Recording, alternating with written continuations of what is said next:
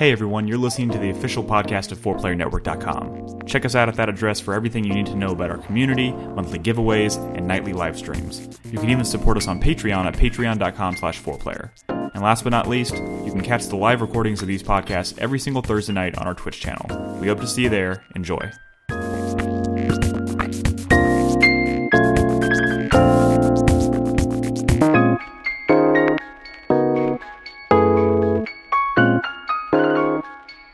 Welcome to 4Player Podcast. This is episode 562. It is July 5th, 2018. My name is Nick Henderson. And I'm your host, Brad Simons. All right, Rad Gamer. What's up, Nolan? Nolan Hedstrom. How's it going, everybody? And Christopher Guthridge. Hello. Pretty sure Christopher Guthridge's head is here.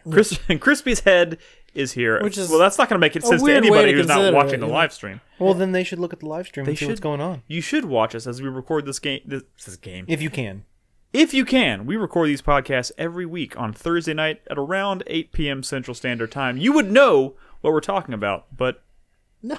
But I guess you're not going to know because you're not watching us live. I mean, anyways. Sometimes you can't. Sometimes you're driving when you listen to us, so it's understandable if you can't watch live. You know what? I really appreciate everyone out there who listens to the show even when you can't catch it live. I really, really, really appreciate it. Real quick shout out. We announced 2 giveaway winners on last week's podcast, and one was Drew327, the other one was Krita. Krita's watching us live right now. I like to tell people what games they chose because, it's cool. Everyone's interested to know what people get for free, right? Laser Shoot Larry. Drew327 actually chose Octopath Traveler, which comes out next week, and Krita has picked Resident Evil Revelations 2. She kind of picked. She told me to pick. But she gave me a short list. You picked? What else was on that list? Shit. You trusted Nick. She did. Email me next time. She wanted something on her Switch, and she gave me, first of all, she gave me the list of stuff she already has on Switch, and I was like, well, the obvious ones are already got to be there, right? Have you played World of Doom? They're not. They're not on there. What else was on that short list? I think Bayonetta was on. Oh, you mean on the ones? Bayonetta 2? No, sorry. She already had. You're talking about the short list of games that she won? Yes. Critter, remind me, what was on the short list? I can't remember. I just remember the one I picked. list is short. How is it hard to remember? I don't. There's too many. I don't remember what we had for dinner tonight, Some guys. Zelda game. I don't know. It's not Zelda. Okay. That's what I'm saying. It's not Zelda. It's none of the big ones. It wasn't Super Mario Odyssey. It wasn't Zelda. It wasn't any of those. But I recommend World of Doom. She went with Owlboy. Owlboy was the other one. Yeah. So I went with Resident Evil Revelations 2, obviously, because I'm doing a series run, which I'm going to go ahead and pimp right now. I just finished Resident Evil 0 the other night on my Resident Evil series run that I'm doing on my weekly stream, Monday nights. And next week I'm starting Resident Evil 1 Remake, so check that out. It's been a lot of fun so far. And let's see what else. Discord. I want to take a moment to pimp Discord. If you're not in our Discord right now, you should be. Discord.gg/4player is a great place to be. It's an online community chat service, tool, app, whatever you want to call it. But we're all in there. A bunch of the community members are in there, and we're always talking about all kinds of random fun stuff throughout the day. So it's free, absolutely free, and it's a great place to be if you're a part of the community. We have a show tonight. It's gonna be a little bit of a weird show. We have game to talk about. We have game. There's nothing weird about it, Nick. It is weird. There's not a lot of new stuff for us to talk about. We're in a bit of a lull. I mean, literally, and we're all playing things. No one's playing anything new. Yeah, and we're all playing things kind of on our own time. That's not necessarily like, we've talked about some of the stuff already. So we're gonna talk about some other things, but during the second segment, because also there wasn't a whole lot of great news topics to discuss this week, we're gonna do something a little bit different.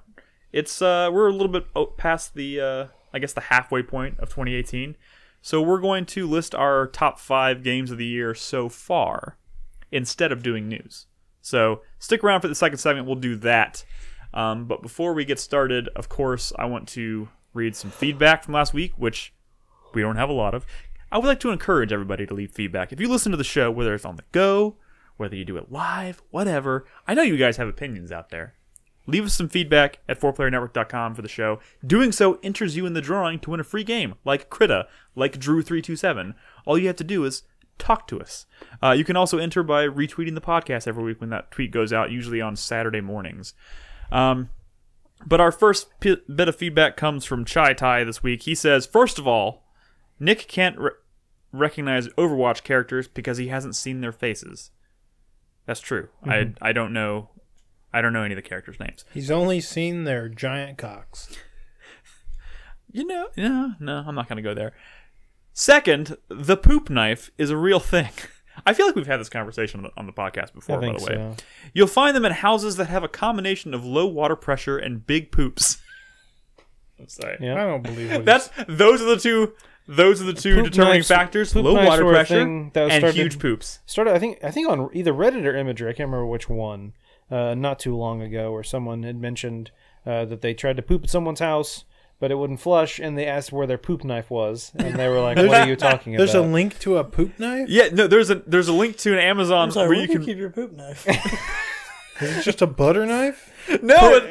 What? Wait, is he opening it? He's open. Oh my god! It actually has the packaging says poop knife. Well, on it. I'm fairly certain that this arose from that thing. That's weird. Someone was like, "Hey, poop knife is a sensation going on. Let me cash in Why on does it this." Why is it blue? That's like too much. So it's easy to find. I want to see a demonstration. But it also makes it easier to. Strong metal core. Hygienic silicone. Ew. Oh my god! But like it's I wonder bright where that's blue. it's been. not hygienic once it touches the poop. But like it's bright blue. So once you use it, It's no longer bright blue. it's no longer bright blue. It just makes it that much easier to see the poop that is on How it. much does this cost? So would you could prefer it buy to a be plunger brown? for that amount. $15. Why you don't plunge the poo, Brad? But I mean, you can. Wait. No, you don't plunge the poo. Wait, what are you talking about? No, what you do is you get one of those other things like they have on TV that's like an accordion airbag that you put on top of the toilet and you press down on it and it like forces everything through the pipes. Generally, plungers aren't for when there's a piece of poop stuck there. Generally, plungers are for when poop mixed with like toilet paper gets stuck somewhere in the line in the U pipe, and you plunge that to push it through farther. You don't fucking like mix up the poop in there. It's not like a big spoon. Just stirring it up. But This is gross. You flush until it's safe to plunge. I guess so. But I'm saying, people with plungers don't need a poop knife. does anybody need? Okay, so Wait, hold on. Well, no, clearly you need a plunger where you have a plunger on one side and the other side of the handle as a poop knife. So oh my like, god, it there's probably a doubles. market for There that. definitely is. Oh my god. Anyways, Yeah, Or like definitely. one of those canes with the sword in it. You Exactly. Just Because unscrew the it and only pull out thing your knife. wrong with a fucking plunger is that you can't stick both ends in the toilet. oh my god. Anyways, let me finish Hold reading on. his The comment. worst thing about plungers, hold on. Oh my There's God. a couple of plungers that are designed well, and then there's a couple that have like the lip that goes up in it. So when you pull it out, there's like water stuck in. You know what I'm Yeah, saying? When that's the the plunger worst. like inverts on itself, and then you just That have is- this device that has like half poo water in it, and you're like, what do I do? It's like you try and shake it out, and It's all fucked. I feel like they should make disposable plungers because we should just poop in a hole. I never outside. want to They do. keep a plunger after I.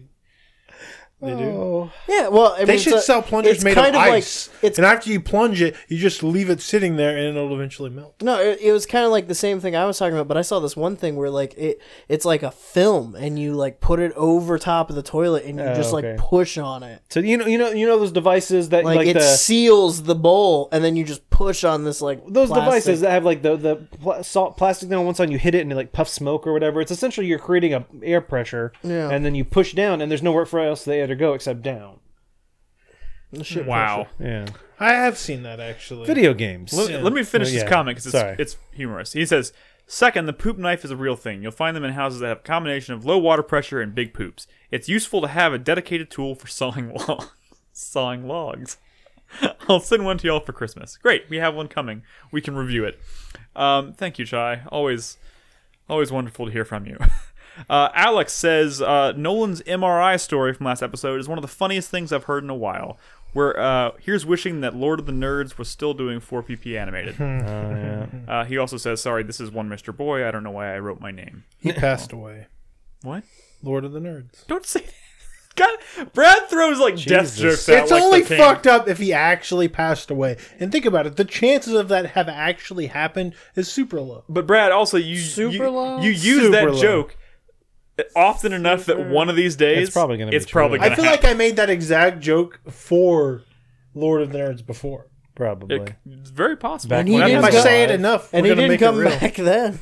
Anyways, that's all the feedback we had this week, guys. By the way, this is a video game podcast. We do discuss video games here. So if you have any thoughts about video game related stuff that you'd like to hear us talk about, I mean, we'll welcome poop knife conversations, of course.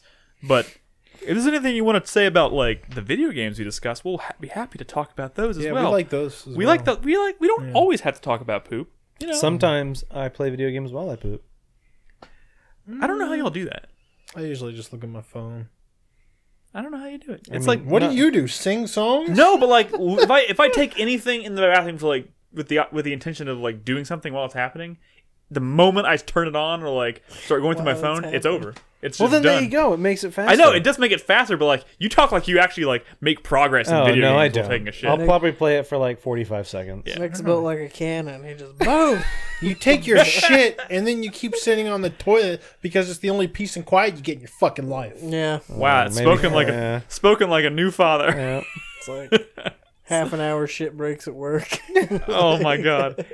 Anyways, thank you guys for your feedback. If you have anything you want to say after tonight's episode, like I said, leave us a comment for this on the post for this episode over at 4playernetwork.com, and we will read it and react to it at the beginning of next episode. We'll also enter you in the drawing for the giveaway for the month, like I said. This is only slightly off topic, but I always want to like make a meme or something, and I'm like, oh, people are gonna love this, and I never do. And then half the time, I'll find one online. And it's like, damn it, I was gonna fucking like write something exactly like that, and I wanted to make one, and maybe someone else can go and do it, and I'll just know I took credit for it. Don't give away your shit. But it's like, I don't really know how. I don't know what meme I would use, but essentially, it's like that feeling when you're having your afternoon meme session on your phone and someone starts blowing up the stall next to you. Happens a It lot. would have to be like a grossed out face or something like that. But yeah. You know, it's because of this podcast that every time I go to the bathroom, I think of what is it called? Zip whip The pee? what is it? Poseidon's kiss. Oh yeah. That's all y'all's fault. Yep. What is? I wasn't on that. What? you don't- You weren't? Okay, yeah. It was, Tell I us, guess, Noah, what's so Poseidon's kiss? Brad, is when you're pooping and splashes and it something? splashes, but it hits your butthole, like directly on your butthole is Poseidon's kiss. Yeah. Isn't that the worst? That is a brilliant name. Like Yeah. whoever came up with that is fucking brilliant. Oh. I'm sorry. We are done with this. Yeah. we That's need pagan. to talk about I video agree. games.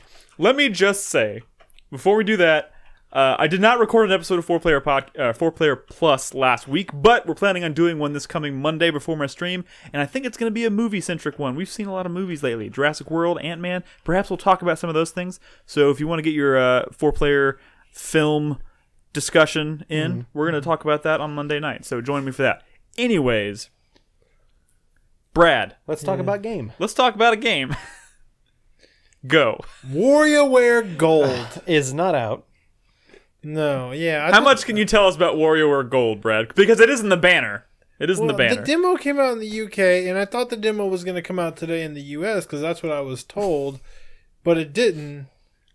So here we I are. anticipated talking about it, and I put it on the dock, because they won't like me to fill it out as early as possible. But then it didn't come out, so I didn't play it, Yeah. and I apologize. So ignore this. This is all lies. Yeah. Even though we put WarioWare in the banner today, not Yeah, happening. but it's a good series. it is. Oh, There it's we a go. great series. You heard it here first. Intelligent Systems does that. Dude, I love that Creators series. of Fire Emblem and Advance Wars. It's Nick, you know Intelligent- what? That's a Isn't good that? game. No, that's Bizarre Creations. Nick, Never mind. that's a good game to play on the toilet. You can get through at least 5 or 6 mini games. Isn't that like a really intensive game? Well, yeah, it'll help you. Push it out. Like, it's fast, man. It's fast paced. You gotta, you don't know what the mini game is. You don't know what the fucking goal is, played and all of a some. sudden it's over. It's like, I gotta pluck his nose hairs. What? What's going on? I just pooped. I gotta fucking play some curling. Like what? Like, While you're pooping. yeah. Yeah. Real quick, also to comment, Tarkwan in chat said, in the God of War spoiler cast, which is also available now, it's 4Player Plus bonus podcast, you said there was a top 5 coming with Carlos, and I'm going to tell you this, that's still happening, but because of things, unforeseen circumstances, or circumstances we can't tell you about right now, it's been postponed, but it's coming. Don't you worry. Anyways, Brad, you had another game, though, right, that you'd like to talk about? Onrush? We talked about Onrush last week, Brad. Come on. I know you want to do it. I did a couple puzzles in God of War. You're fucking killing it. How have you not finished that game yet? I've played like 30 more minutes beyond that first podcast where we talked about that game. What? No, I thought last week you said you played a bunch of it. You had No, it definitely wasn't a bunch. It was about 30 minutes. You son of a bitch. Anyways, what? Spread out on over 6 sessions. I mean, Chris Davis already gave it away. What? The game. Oh, Dying Light. yeah. Chris Davis got fucking tired of waiting for Brad. Brad. What? Goddamn. Hey, look, Drew327 is in chat, and he just subscribed with Twitch Drew. Prime, which we really appreciate. That is our giveaway Brad, winner. please talk about played some Dying Light. Tell us about Dying Light. For the love of God, I've been waiting weeks to hear you talk about Dying Light. It's okay. Yeah, you're fucking killing me, Brad. That is not what you said in Discord earlier. What did I say? I don't know. Just I'm fairly talk certain about the other day you tweeted, "Why didn't anyone tell me this game was good?" Yeah, that was a funny joke. Yeah. Look at me, I'm a clown. I know. I didn't even know there were clown. I don't know why I have all these outfits. There's a lot of outfits in But this when game. I turned on this game, I had like a ton of outfits, and Carlos and Krispy, who had played some of the game before, didn't have any of these outfits. So I don't know why I have that. No, we didn't have them because we were guests in your game. When I went back to my own game, But why did I had have all these of them. if I didn't play this game? Well, how Because did you all get the those game? ones were just like post-release, like yeah, so developer Brett, outfits. post-release, they've added a bunch of content and For stuff. free. Yeah, just added it to Yeah. the game. Oh, okay. Yeah, no. When I started playing this game, my intention was to play it co-op with Crispy and Carlos.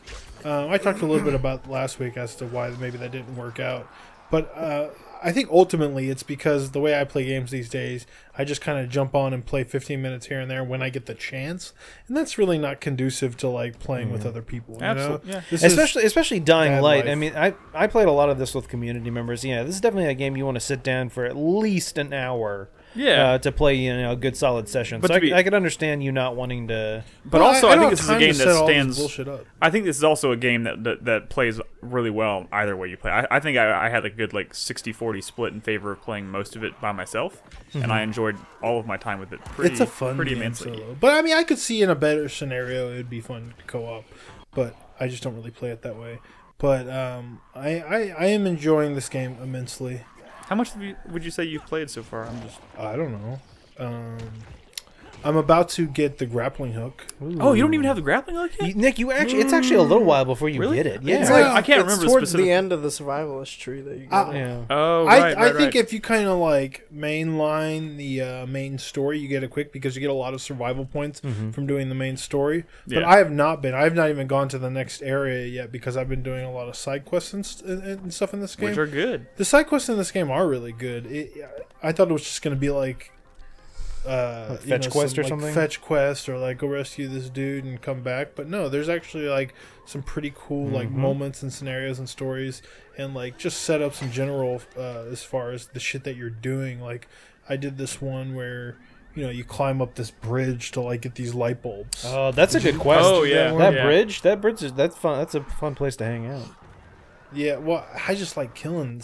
Oh no, This is such a good such a good loop for like leveling up and like killing things and leveling up your skills kind of Elder Scrolls style where the more you do the more you level your stuff up. That always makes for a super addictive game. And it's simple here, there's really only 2 things to level up that way, but everything you do, I mean, that involves killing and it involves running around, and both of those things are really satisfying in this game. I mean, I'm just watching you like now that you've played more of it, and you're obviously a lot more confident in terms of running around and doing parkour and stuff, and watching you kind of navigate the world, especially since it's very vertical. It's making me want to play it all over again because it's quite fun. I always wanted to play this back in the day, but timing wise, there was just other stuff out. And, Oh, fuck, I and forgot y'all the- would not shut up about it. I And, fucking forgot the zombies climb too. only some of the runner ones do. Yeah. And yeah, Brett, and and it does suck that you couldn't play back then. But yeah, there's always scenarios where, even though you never that was me in Assassin's Creed Origins last year. I never got around to playing it. I knew it was good. I just didn't have time, and I finally got around to playing. I'm like, oh, this game is good. I'm glad y'all kept telling me how good it was. And so yeah, no, it's a scenario like that with Dying Light. I Did you understand. finish that game, by the way? Assassin's Creed? No, Yeah. I haven't finished it yet. Dude, that game's fucking long. I Nick. know, Are you kidding but me? you should finish it. It's pretty good. But yeah, Brett, I agree with you. Dying Light has a lot of good, hooks to keep you going, like you were saying. Just sometimes it's oh, I want to level up this thing. Let me literally just go run around. Yeah. Or I like the fact that don't you get more experience for parkour something at night or something like that? Yeah. So it almost is hey, maybe go out and do it at night. But then you start doing it at night, and all of a sudden the fucking nightmares, You the get double volatile XP, show. yeah. Yeah, you get double XP. Like they show up and it's like, maybe I want to go back to daytime. Like It's just really addictive, and it's just so like this game is like at a 75 on Metacritic, and I do not understand why. I know, because I think this game is like I easily. think it came from a time where people were still like all about Dead Rising. People were still kind of like all about the zombie games. Oh, like fatigue. Yeah, and But like the parkour stuff makes this so fresh. Oh, like no, I agree. I'd rather play this any day over like Mirror's Edge because you have like a really good reason for why you want to run around and jump. There's a around reason to on things, parkour, not just because. Like this does parkour better than like Assassin's Creed, like better than any game I've played where running around on rooftops and stuff is the point. Mm-hmm. You know, it's so good. In fact, I wish like if they ever tried to do like a Prey 2 proper. This seems like a bad idea. Yeah, I realize stopping while the big dude with the hammer is about to hit you to like pick a lock. Yeah. Like these guys could do like the Prey 2 that Prey 2 was supposed to be. Yeah. Which was absolutely. like a bounty hunting, cyberpunk Mirror's Edge type game. Yeah. Because the climbing around in this is so it's so satisfying. I think that like the low scores from the time, I mean, maybe also reflect the fact that like while the mechanics are really fun, like the story and the characters are just. But they're not even that bad. Like it's not that bad actually. It's just nothing like it's not like they're not at all. No, I mean I disagree. But they're just like everything about everything that I like. I don't know. Yeah, the only things that I can really like have touchstones with this game are like the actual gameplay and mechanics, which are most important, obviously. Yeah. But like. Dude, I can't even remember the main character's name half the time. It doesn't matter. No. I mean, I'm saying like as far as why this game got mixed reviews, I think that's a big part of it. But I will I tell think you it's this: the fact that like the story is just like not at all. I don't think so. Strong. There are games with like absolute trash or nothing stories that still get amazing reviews. Yeah, but not games that Breath focus of the this Wild. much. Like not games that position themselves as being like these story-driven RPGs. I don't think this game positions itself as being a big. Dude, think about thing. how many times in this game you have to like go to an objective to watch like a story interaction of him taking a call. Like that happens too much to say that this game isn't focused on. I mean, story. I'm going to be honest. I actually really enjoy. By the time it was all said and done, I enjoyed the story. I don't think it's like the strongest, most original thing in the world. But like it does its job. But like I think a lot of what like turned people off is because like some of the really cool stuff that you're able to do in this game, you kind of have to like suffer through not being cool for a while to get to it. I mean, the thing and, is, and the only thing that you're really like, the only thing that's going on for the first like 2 or 3 hours of this game is pure story, and like that stuff's just not good. It's not good. But at the beginning, but like who cares about the main story when so much of this game is doing these side quests, which might not be like compelling characters that you may look for in a fucking video game story or whatever, but they are like good enough, clever enough scenarios that translate also into interesting gameplay. And like I consider that being story. And that stuff's good. Like that stuff's fine. Like the story. Well, I mean, the small stories you get in these side quests. No, yeah. I mean, like the actual like contrivance of side quests that you're doing. Like some of them are really fun. I was doing one where like I had to find medicine for like a kid who had epilepsy. Mm-hmm. And like there was a whole story about this one dude, like some professor or something, who was like taking care of all these kids in a daycare center, and they were just like trapped in this building somewhere, and you're running errands for them, and that stuff was really cool. I just mean like the main through line of like what you're doing, why you're here, who you're working for, like the other characters that like that stuff is really front loaded in this game, and it's not good. But it's not like offensive, and it doesn't. Like no, I'm saying what you're describing is not what why something gets a 75 that on last Metacritic. 25% though, I think does account for the fact that like there's a little bit of a hill to climb to get into this game. I think a lot of that. But what you're describing is not something that gets like a 75% on Metacritic. No, I mean, especially when this is such a systems-driven game, like mechanics-driven game. I do not believe that mediocre story drives a score down that much. I think that those problems about this specific genre at that specific point in time maybe do account for a little more. Like people did not have patience for mediocre zombie games. Let me get this thought out here real quick, because I think this is also a pretty important fact to consider, is that this game, right out of the gate, had a hill to climb because it it still has some of that Dead Island DNA in it, and Dead Island was not received well. I think that was a That's big not fact. true. I think there was What a are you lot of talking issues about? around Dead Island, Brad. Dead Island had like a lot of baggage. Like when that game came out, like that game did not do well critically, if I remember correctly. It didn't do that much differently than this. I don't know. I mean, the thing is, like, But Brad, I think what Nick's saying is it because that game didn't do great, it dragged this game down a bit. it may have dragged this one through Did the mud that a game little bit. have like the whole parkour thing? No. No, No, but it was developed. Because I mean, that's what's cool about this game. I mean, the thing But is, it had this more game, interesting combat. Dying Light, is essentially a redo of Dead Island because it's the same studio, same concept. They just added parkour elements to it and did it 1,000 times better. Sort of. I see the combat system was pretty different in Dead Island. I mean, but like It it was was more different in that in-depth. it was worse. Like this is everything that you see in Dead Island it's in more Dying Light arcadey is improved upon over Dead Island. In that game, you're using like certain weapon types to like break limbs because you do that in this You game can too. do that in this too.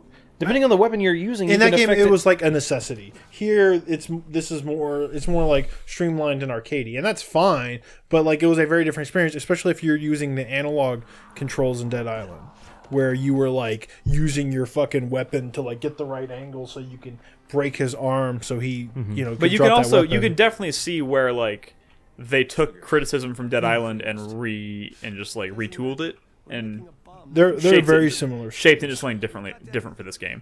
I don't want to. We don't need to talk about the story much more. I think also like the kind of the last third of this game, the stories is where the story is strongest in terms of like being interesting. The first third or half of this game I think has an issue where it's a little drab, but like you start doing some pretty epic, exciting things. And not to say that like the writing necessarily improves, but you're definitely doing things that are far more interesting by the time you get to the end of this game. Plus, like so many like games that get good scores have like awful or rancid or boring stories or whatever, you know. Like if a Gears of War game and a Call of Duty game can like get 92% on Metacritic and have like again stories and characters that no one really gives a shit about, like why there is no way that's what brought down this game. It doesn't make any fucking sense to me, especially when this is so much less like of a cinematic story driven experience. This is like I disagree with systems. both of those points like vehemently.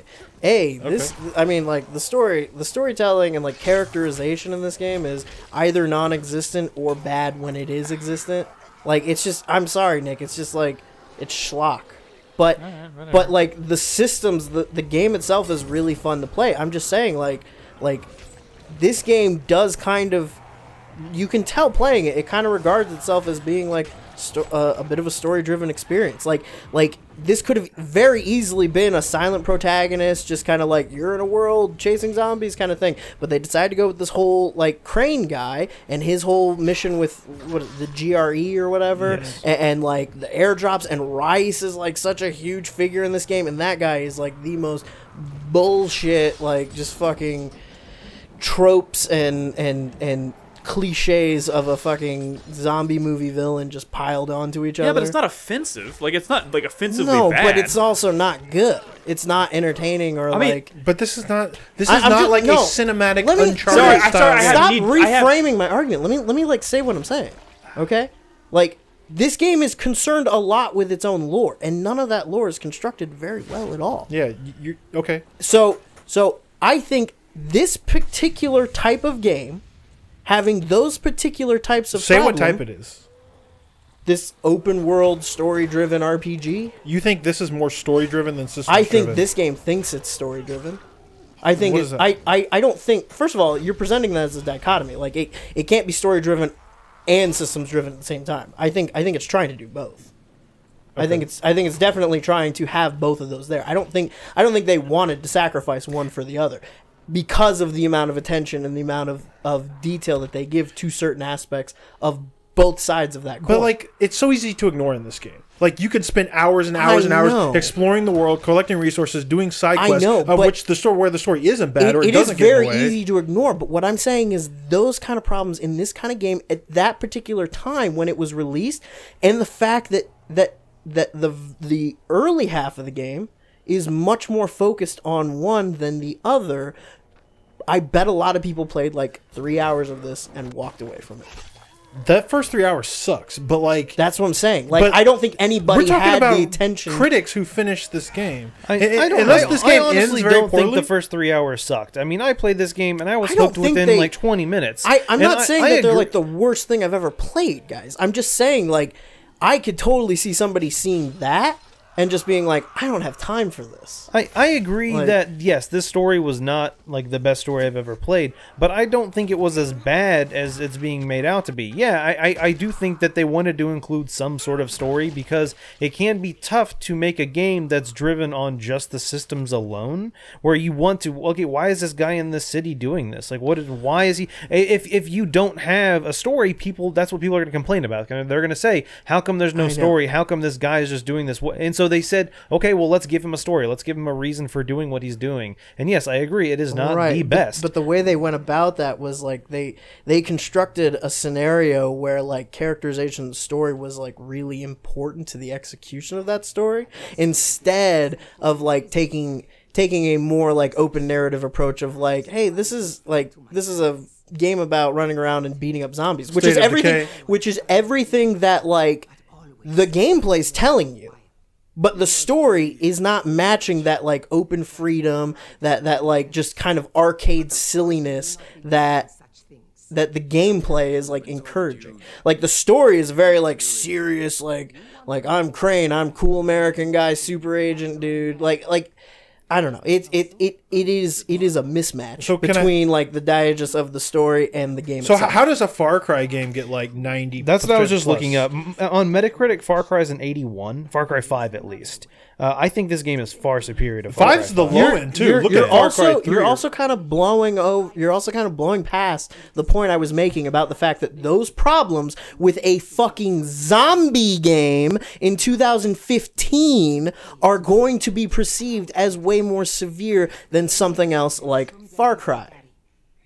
I mean, Far Cry, which had like quite a few entries. Okay, but it's not a fucking zombie game in 2015. Do you get what I'm saying? Like people were really over zombies. That's what I brought up early on. As I said, I think one of the reasons that Brad brought up this game had poor scores, even though it deserves better scores than it got, is because of the zombie genre was like at a fucking peak. People needed an excuse to get into stories like this. They weren't just going to be handed something, look at it and go, okay, it's another zombie story, and then like enjoy it. People were fucking done. Can I just say, I think it's kind of a tragedy that we spent so much time talking about the story when there's so many like gameplay. And I want to get to that by saying, if a really bad story was getting away in the fun, I wouldn't be playing this game because I hate that garbage. And I don't play a lot of those story-driven games with bad stories, which I think you're describing like so many things in this industry. But so many games in this industry, but, you know, I don't want to list off what I think bad stories are in so many of these games we play. I'm not saying that it deserves 75%. I am saying that I think that's what, like, you guys are acting like this is a huge mystery as to why this game was rated the way it is. And I think when you look at the larger historical context of, like, what was going on with games a couple of years ago and what stories like this were being received, like, I think this kind of makes sense. I think I have a lot of fun with this game despite its story. But, like, the story is a very specific kind of banal, generic, like, I can't hang my hat on anything here. I'm finding a really easy time ignoring it. I do think that, like, why this game succeeds for me is, like, some of the more, like, cool, fresh stuff it does, like...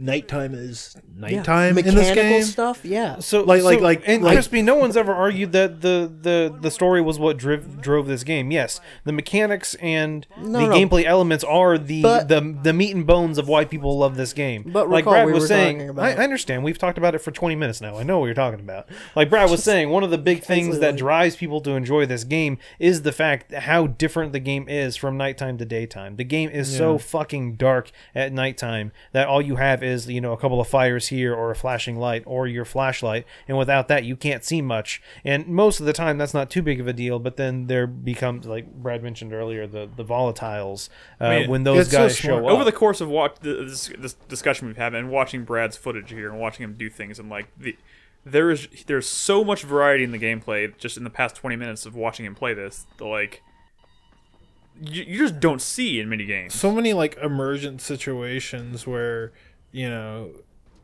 like these little mini stories that are happening. Like this shit, of shit going horribly wrong. You're on this wrong. bridge and you jump on top of this bus, and all of a sudden you see a nightmare out in the distance, and like jump up on the bus, and you realize, oh fuck, I'm being hunted. They've seen me, and then you're just running for your life in darkness, trying to desperately get back to like a base. Like that kind of experience, that feeling was something that was unparalleled in 2015. Sure, but let's also consider the fact that like you're doing a lot of this stuff for hours and hours and hours and hours. You're running past the same 6 cars over and over again. You're jumping on the same 3 rooftops over and over. Do you know why I think it works? I mean, I'm just saying, like there's a lot of really great stuff here, but like I don't think I don't know. I feel like we have this opinion that like we're the only people in the world who found any value in this game. No, I don't and think that so like at all. everybody. No, the thing is, I play this and I think it's so good. I think this genre of sort of this open world thing that has a lot of where you dump a lot of hours into it because it's like really addictive, and it's a lot of the systems that are like driving, you know, like loot and skills and like side quests and all the stuff that makes up an RPG. And this is more or less an RPG of sorts, right? Yeah. Like that stuff is so well tuned in this game. Like those carrots are so compelling, you know, as opposed to something like Witcher 3, which like completely fumbles that stuff, you know, like that. Like this does it right, and I think that's what makes this game so successful.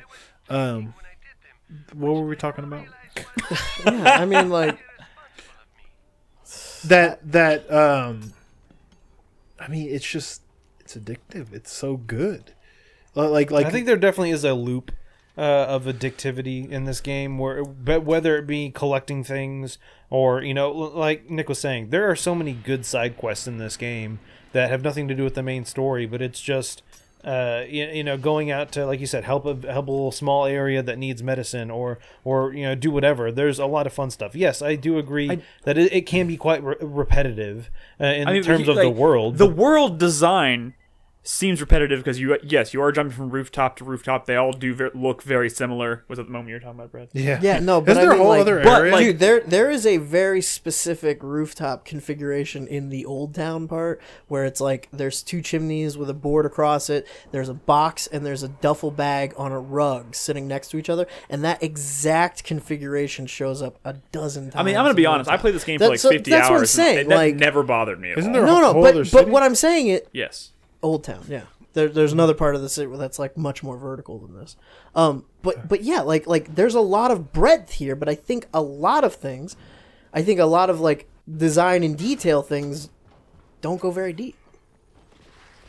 I mean, specifically in that example, I'm talking about world design. That's just game development. My argument you have here is limited that, like, resources and what you can do. So yeah, you have to use the same textures and repeat them. It happens sometimes. Okay, that's not. Let's stop having the why is this game rated lowly conversation.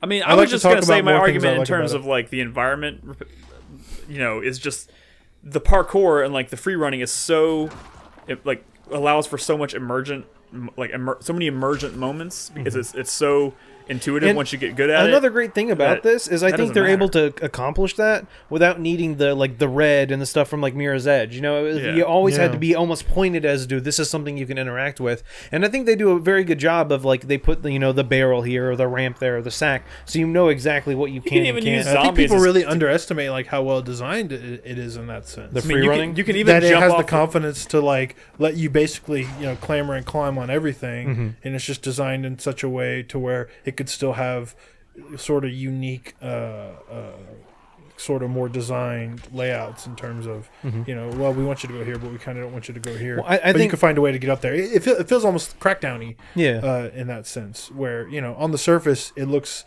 as far as like an asset use, it looks kind of repetitive, but you could definitely see there is a hand that is very much kind of designing the geometry. I mean, this is largely being formed by the fact that I've been playing a lot of this game lately, and like I'm getting to a point where it's fun moving around the city and it's fun fighting, and I'm playing this game now at a point where I'm logging on, playing for an hour, doing largely the same thing I've been doing the last 20 hours, and then getting bored and playing something So else. if you're telling me it's a fatigue thing, like I'll buy that. Like I'm not at the end of this game. I'm maybe halfway through this game. Like if you want to come at me with maybe that's a reason why this game is scored the way it is, like that is absolutely something I could buy. I thought we were moving away. But from I this think discussion. The it's story, more. I don't it's get more at all. fact that like now that the fatigue is beginning to set in, I can see the cracks a lot easier now. Like I'm kind of like picking out more like what I don't like about the game, and like, oh look, it's the same fucking axe I've picked up 20 times, and it's the same fucking zombie I've killed 1,000 times, and it's the same rooftop I've jumped off of 900 times. You know, like I'm just saying that like a lot of these systems and mechanics are really cool, but maybe they don't completely fill out the entire breadth of the game. I think it also can depend on how you play the game.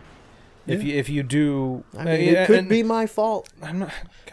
Like, I don't know. Like, I don't know. I'm just saying there are a billion things you can do in this game, and I feel like if you do them all, yeah, it can get repetitive towards the end. If you try to focus more on just doing the main story and then several of the side quests, you probably don't spend as much time in the world. Side quests have been unique enough where I think it keeps it fresh. You know why I like this game all the way up to the point where, I mean, I played it for like 50, 60 hours, and like why I don't think I ever got bored of it really, and why I was sad when it ended was because I feel like just the general like vibe and feel like vibe of this game kind of reminds me of like, you think of things like The Walking Dead where it's like you realize in order to survive you got to leave to go get resources, and every play session in my game was like, I'm gonna venture outside this safety zone, and like if I make it back alive, that was a good run. And like that just kind of became the loop for me. It's like leave, gather some stuff, and hope you can make it back alive. And if I can, and every time I did that and made it back to the base without dying, I was like, I had this like adrenaline rush. I was like, that is so satisfying. I mean, like, and it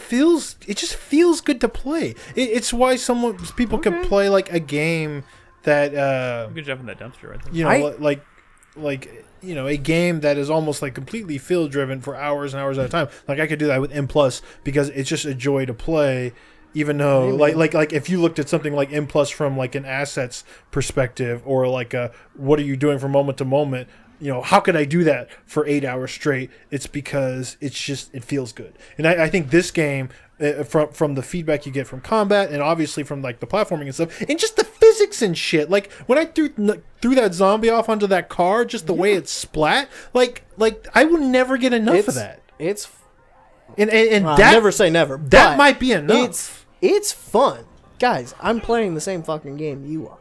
Like it's fun to control. It's great. I like kicking zombies off of roofs. That is funny and fun. I don't know. Maybe I don't know. I will maybe say at the end of this, the game too, like you're doing a lot more with like clearing out Rise's dudes from hideouts and shit like that. Which, again, I will reiterate, fighting human enemies in this game sucks. I can agree with and that. It becomes Like, much more prominent later. The only parts of this game that I don't like are when they put me in like on the interior of like a big building on a main story mission, and there's a lot of like human enemies, and I'm just kind of going from room to room. There are entire like major hideouts you have to clear out. You know what I'll say about those sections? They're pretty fun in co-op. Playing with someone else actually makes those sections a lot better, rather than playing them by yourself. You can get kind of swarmed, and you have someone that can distract enemies. You can sneak up behind them and like kill them. There's a lot. Like I guess I would assume I played this game probably like 90% co-op, if not 95. Yeah. And I definitely didn't experience a lot of these problems I think y'all are having. And like I said, I think it might just be because I had someone else I could talk to the whole time I was doing it. So it's not like I was just. The game is really good with communicate. I mean, if you get in a group with good communication, that can be. I think that's a big factor because I was fucking having fun with my friends, and so I think that probably played a big factor in it. Yeah. And then also, like I said, just having someone else to handle those like kind of boring moments, I think made a huge difference. Bow and arrow in this game. Yeah, how's the power I don't growth in this? think that. Okay, whatever. Wait, what? I don't remember. I mean, I remember, striving to level up to get abilities and stuff like that. Like I'm looking at the skill tree and I want all of that stuff. Oh yeah, you always do. And that's what's I'll spend 10 minutes just randomly deciding to kill hordes of zombies because I want that next like power level or whatever, or I'll go running around at night just because I want that next level of agility.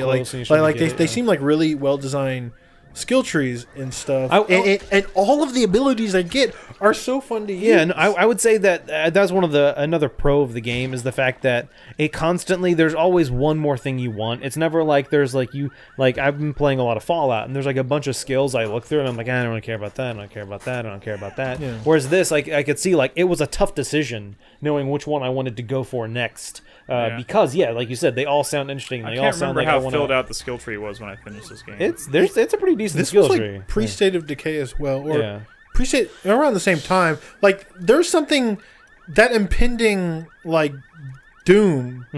Because you're never safe. Oh, yeah, so when you're doing something as simple as like picking a lock, which we've done like a million times in like Fallout and every other fucking game on the planet, it has like a tension to it here that you don't have in other games because something's probably creeping up on you. But once again, playing that as co-op, often it would be like me and Jaeger, and he would be picking a lock that's like hard, so he's stuck on it for a while. But like, dude, there's like 5 guys coming. Like, I can't take them all on my own. You gotta. And so that was another fun thing about it was the fact that you could watch each other's back when scenarios like that. And so when I would then go and play it by myself, I'd be like, dude, this fucking sucks. There's like zombies getting all up on me. Like, I need my fucking buddies with me to like help me out. But on the flip side of that, when you're like sneaking around, like literally like kneeling down, creeping around in these dark alleyways at night, to try and like get to a door to like pick the lock without like alerting any zombies, and then when you just like every time you go into that like lock pick mode, you're like, fuck, did any of them see me? Like I heard something. I heard really something. hope not. Yeah, but we can probably move on from this. But I'm glad you're enjoying it, Brad. And Krispy, he's enjoying it. No. See, because I said negative things about the game, it means I hate it. It's kind of the sense. I feel. No, seriously, I think does the grappling hook, I think there's a lot of good stuff, and the grappling hook changes the game. It does. It completely. The grappling changes hook is so much better. Like it's amazing once you have it. I really like it. I mean, I'm kind of used to having it now. I think if I went back, I would just be pissed off that I didn't have it. But I would also ask you guys to consider for a moment, perhaps. I think I've played maybe a grand total of 5 or 6 hours, if that, of co-op in this game. And consider the fact that maybe playing with people that you enjoy their company, you enjoy playing with other people, makes the game itself seem better when it's not. But I played this game 60 to 70% by myself. Also, I played co-op with you guys. And I gave this my number 2 game of the year that year, and I over with Bloodborne just ahead of it. And like the farther and farther away I got, and the more I thought about it, I was like, I should have put this at number 1 for me personally. Man, I don't know. I'm just saying, like this game is really fun. It's really cool, but like I don't know. We talk about it on the show like it's some like great forgotten gem, and I mean, I try to champion it because I legitimately love this game, and I feel like it doesn't get. I think it got a pretty fair shake. I could see so many people like trying to play this game and just being like, "This is not for me." Like So then they don't have to play it, I get it, but that's what I'm saying. Like that's probably the lukewarm reaction we perceive is that this is not going to be for everyone. I really shouldn't talk about when I enjoy a game. Well, first of all, it's silly. Oh my god, guys! I'm not. I don't know what you want me to say. Like, I enjoy the game. What's wrong with me talking about how much I enjoy it? Guys, this is spiraling. No, that is move on. not at all what I was saying, Nolan. And you know that's not what I was saying. What I was saying was when we're talking about, like, why did this game get scored what it did? Why did it receive this reaction? I think there are very clear reasons that we just don't want to talk about. I mean, I'm going to be honest. I just wish Brad had never brought that aspect of it up. Well, because we could have spent this time talking about other things. But like, we were talking about this from Dying Light 2 as well. Man. The reason I want to bring this up... when we saw Dying Light 2 at E3. Yeah, you know? What about it? We were talking about this aspect of like, oh my god, Dying Light 2, it's going to be great because it's a sequel to Dying Light, and Dying Light was so good. And I was talking about this like, okay, but hey, remember there were problems with that game, and those problems might not have gotten fixed, or maybe have been compounded. Like, that this wasn't maybe the home run that we were like assured. I mean, but that that's it a was subjective thing. guaranteed to be. That's I feel like that's a subjective thing because, like, I I think mean, we're very guess. clearly on different pages. Yeah, I and mean- I'm on a different page as well. The reason I brought up the score originally is because I think that's what kept me from playing it initially, and I've come to regret that so much because I think this game is like incredibly dope. Incredibly dope. It's fun. It's really fun. Let's just I concede think those, I let's think concede those two I viewpoints think and move we on. can concede that us three just like it a lot more than you. I mean, I don't know. Like this, I don't know. This conversation's weird because we don't need to talk about this. I don't know. Like I feel like, I'm gonna go home tonight and play it. I was playing it last night and really enjoying it. But like, when I'm trying to talk about it, when I'm trying to like bring up actual critical points and things that I think are weaknesses, it's just kind of being turned around into like, oh well, I don't think you really like it as much as you think you do. I don't think anyone said I mean, that. also it's just like it's. Maybe I shouldn't be paying attention. I agree with all your complaints outside the story stuff. That's all. I mean, I shouldn't be taking this stuff into consideration really at all. But like, it's kind of disheartening for when you do love a game this much and we're having a conversation about it, and I see people in chat are like, I never gave the game a chance, and I saw someone, I don't know who it was, someone was talking about it in chat a little while ago. It's like, I never gave this game a chance, but like based on this conversation, I don't think I'm gonna give it a try. And it's like, it kind of sucks. No one said that. Basically, somebody said that. Someone said something like that. Maybe not those exact words, but they were basically like, I don't think this is. Don't be stupid. Play this game. It's cheap. I mean, I definitely think it's worth trying. I definitely think you should give it a shot. I think maybe what it is because you're playing so much of it. And this goes to the conversation you had with Nick and the conversation you're having here and even last week, is it almost sounds like you're taking a little bit of a devil's advocate position. Because we know you really like it. You've been playing it like crazy. In fact, I couldn't get you to stop playing it when we were doing co-op. You were playing your own character. I never said I didn't like it. I know. I never, like... I agree. I don't know. I just... I maybe to a little bit because like there are a lot of like things I think about when I'm playing it that are just like, man, I wish this was different. I wish this was better. And like, nope, like we never talk about that on this show. I think maybe I bring it up. Like I've brought it up a couple times when we've talked about it, and like that's it. Like I don't know. Like, I mean, and that's feel true. Like that's what this show is all about. We should be able to have those conversations. I feel like it's kind of sucks, like because I just see it differently in certain cases. Like you're talking about the story, and like I view that whole aspect. I view completely differently. It is a little difficult to talk about these things though, where every time I bring them up, we're getting dismayed by it. Which is kind of the reaction I'm receiving here today. I think it's more of a scenario where someone says, I really enjoyed this game, and then someone else says, well, you shouldn't because it's not that good because of this. That is not at all what I said, and it's very unfair of you to represent it that way. I don't think it is. That's the feeling I got, that Brad was like, well, you know what, I really enjoyed this, and you were like, but actually this part was bad. And so I just feel like there are ways you can have a conversation that you can disagree on an opinion on a game, that I personally didn't like this part of it, without saying that someone else's opinion is invalid. I didn't say that.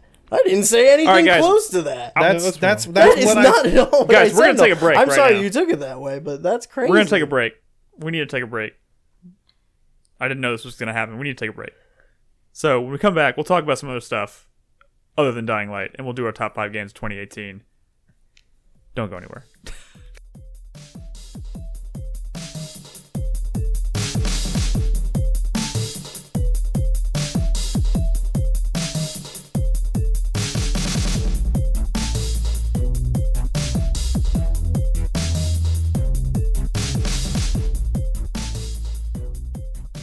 Hey guys, welcome back. It's me, Brad. Nick's dead. Hey Nolan, I heard you were playing that pinball game.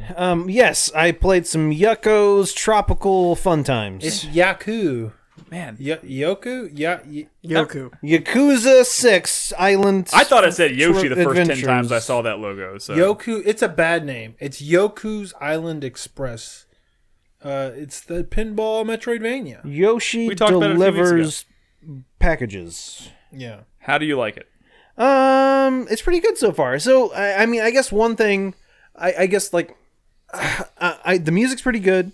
I like the art style. I like the animations. I've been having fun doing some of the pinball things. It does get a little like it's It's hard. I mean, it's difficult. No, it's definitely difficult. Like a lot of some of the actual pinball elements of the game can be tough. Like often, and it's any pinball game where it's like, fuck, that's not where I wanted the ball to go. God damn it! Like, let me do this. Let me do this. Fucking try and do this move 20 times. It hurts, right? Yeah. When you whack the ball, it hurts. I've definitely gotten better as I've played. And it's all about learning. Like the thing is that ball's flying, and you got to hit it. And sometimes at like just the very tip of the paddle to get it to go where you need it to go. Worst. When it just grazes. But let me tell you something crazy that you may not have noticed. You can just hold in the opposite direction to slow it down, and like who'll go to like a dead stop. You can like walk over to the point you want to. I agree. Like I don't do that very often because I feel like it's kind of against the spirit of pinball. The problem is, that's like not how you play pinball. Yeah, it's not. It's not. But if you really say, you know what, I'm sick of this fucking table. I'm getting the fuck out of here. Yeah. Just stop the dude. Yeah. And kind of get to slowly go to the point you want. One thing there's a couple of things. While I have been enjoying this game, the story is meh. Yeah. There is like a story. It's like, oh, you're the new postmaster, and they need you to go here, and this guy needs you to do this, and I don't know how much. And there's like, oh, this guy, and he was scratched up by this mythical thing or something, and now the island's gonna collapse or something, and so you gotta. I don't know. I've not been paying attention. I wasn't really expecting much out of it. But story. A couple of things that have been irking me about it.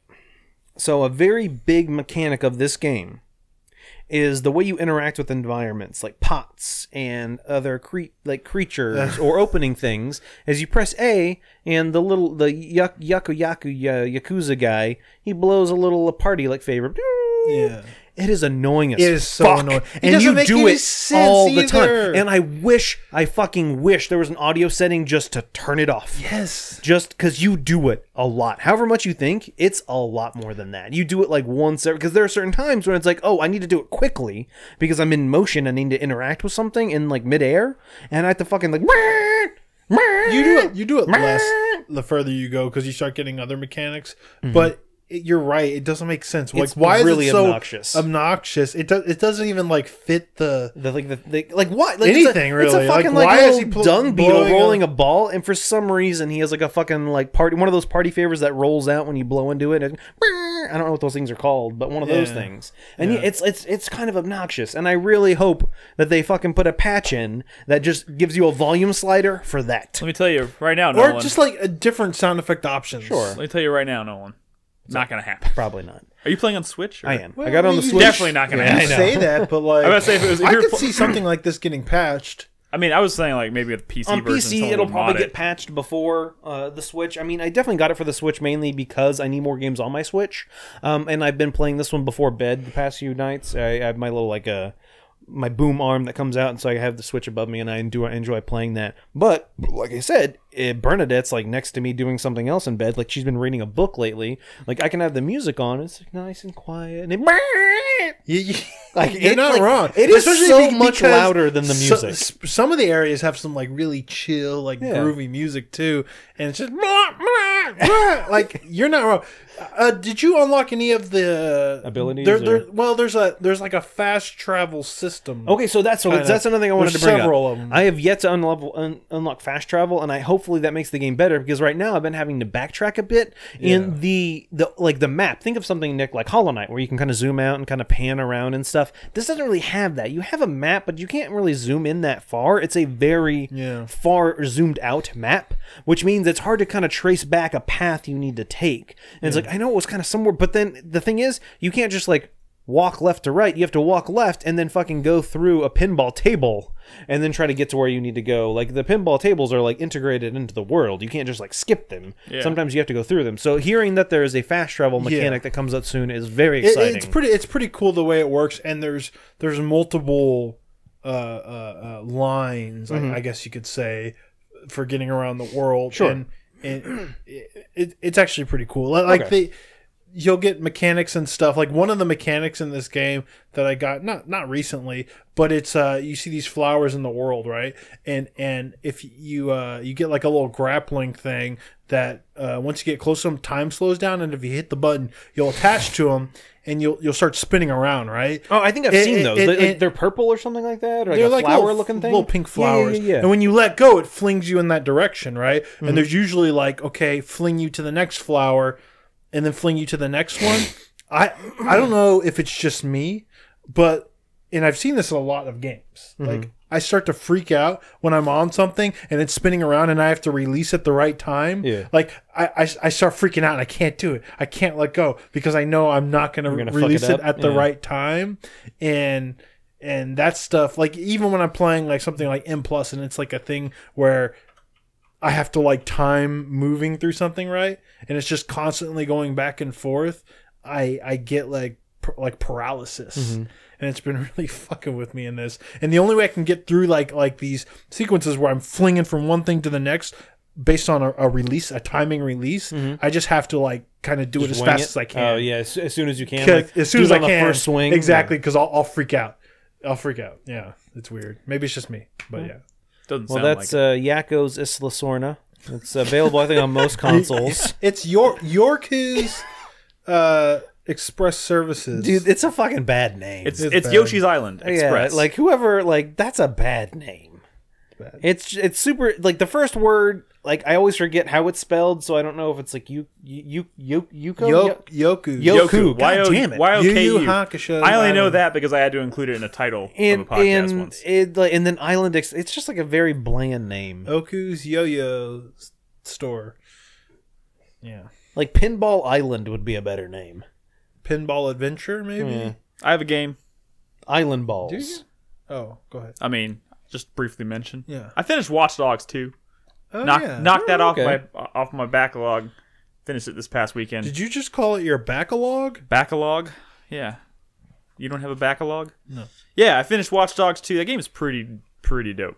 I'm gonna say I really. Would it have made it on your top 10 of that year? You know, I didn't think so. No. When I was the thing is, I didn't think so when I first started playing it. Mm-hmm. By the time I finished that game won me over pretty good. Like I talked about the world last week and how it wasn't like it's a really well made world, but I'm just not really into that style of world. But like those mechanics work really well. mechanics are They're good. fun.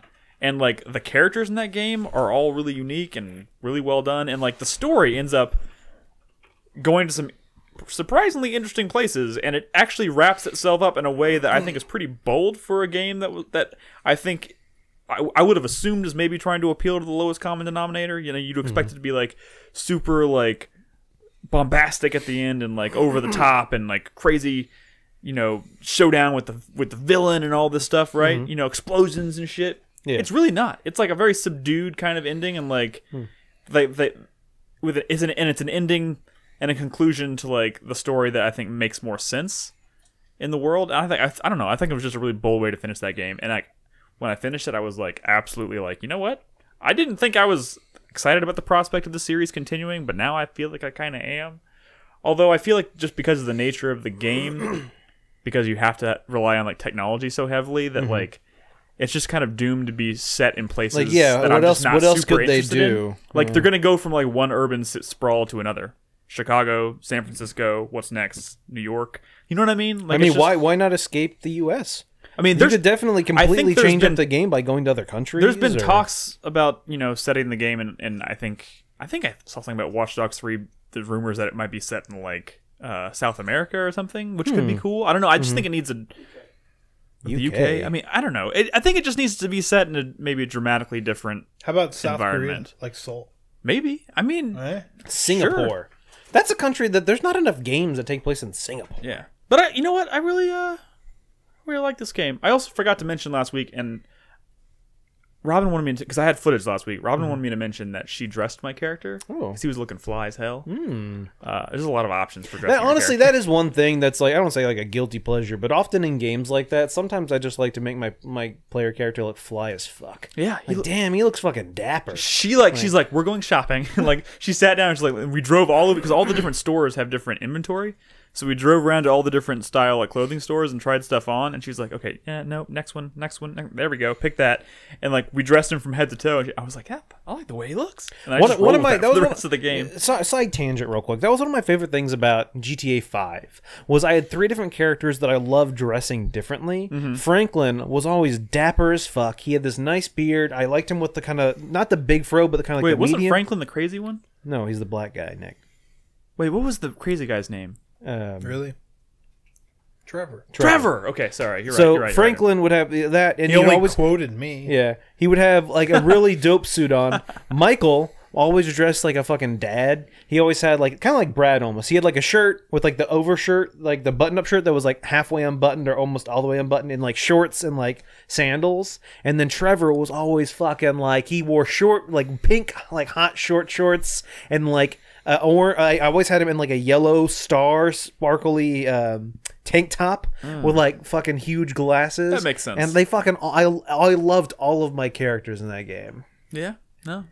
But yeah, that's one of the things. Like in games like that, I do enjoy that. It's like kind of like guilty. Like Watch Dogs had a lot of really good outfits. You could dress up. What was his name? I always forget. Marcus. Marcus? Yeah, the main character. Yeah, Marcus. Retro was his hacker name. Dad, crazy, black. Wait, those are the characters in GTA 5. Yeah, that's true. See, that's all.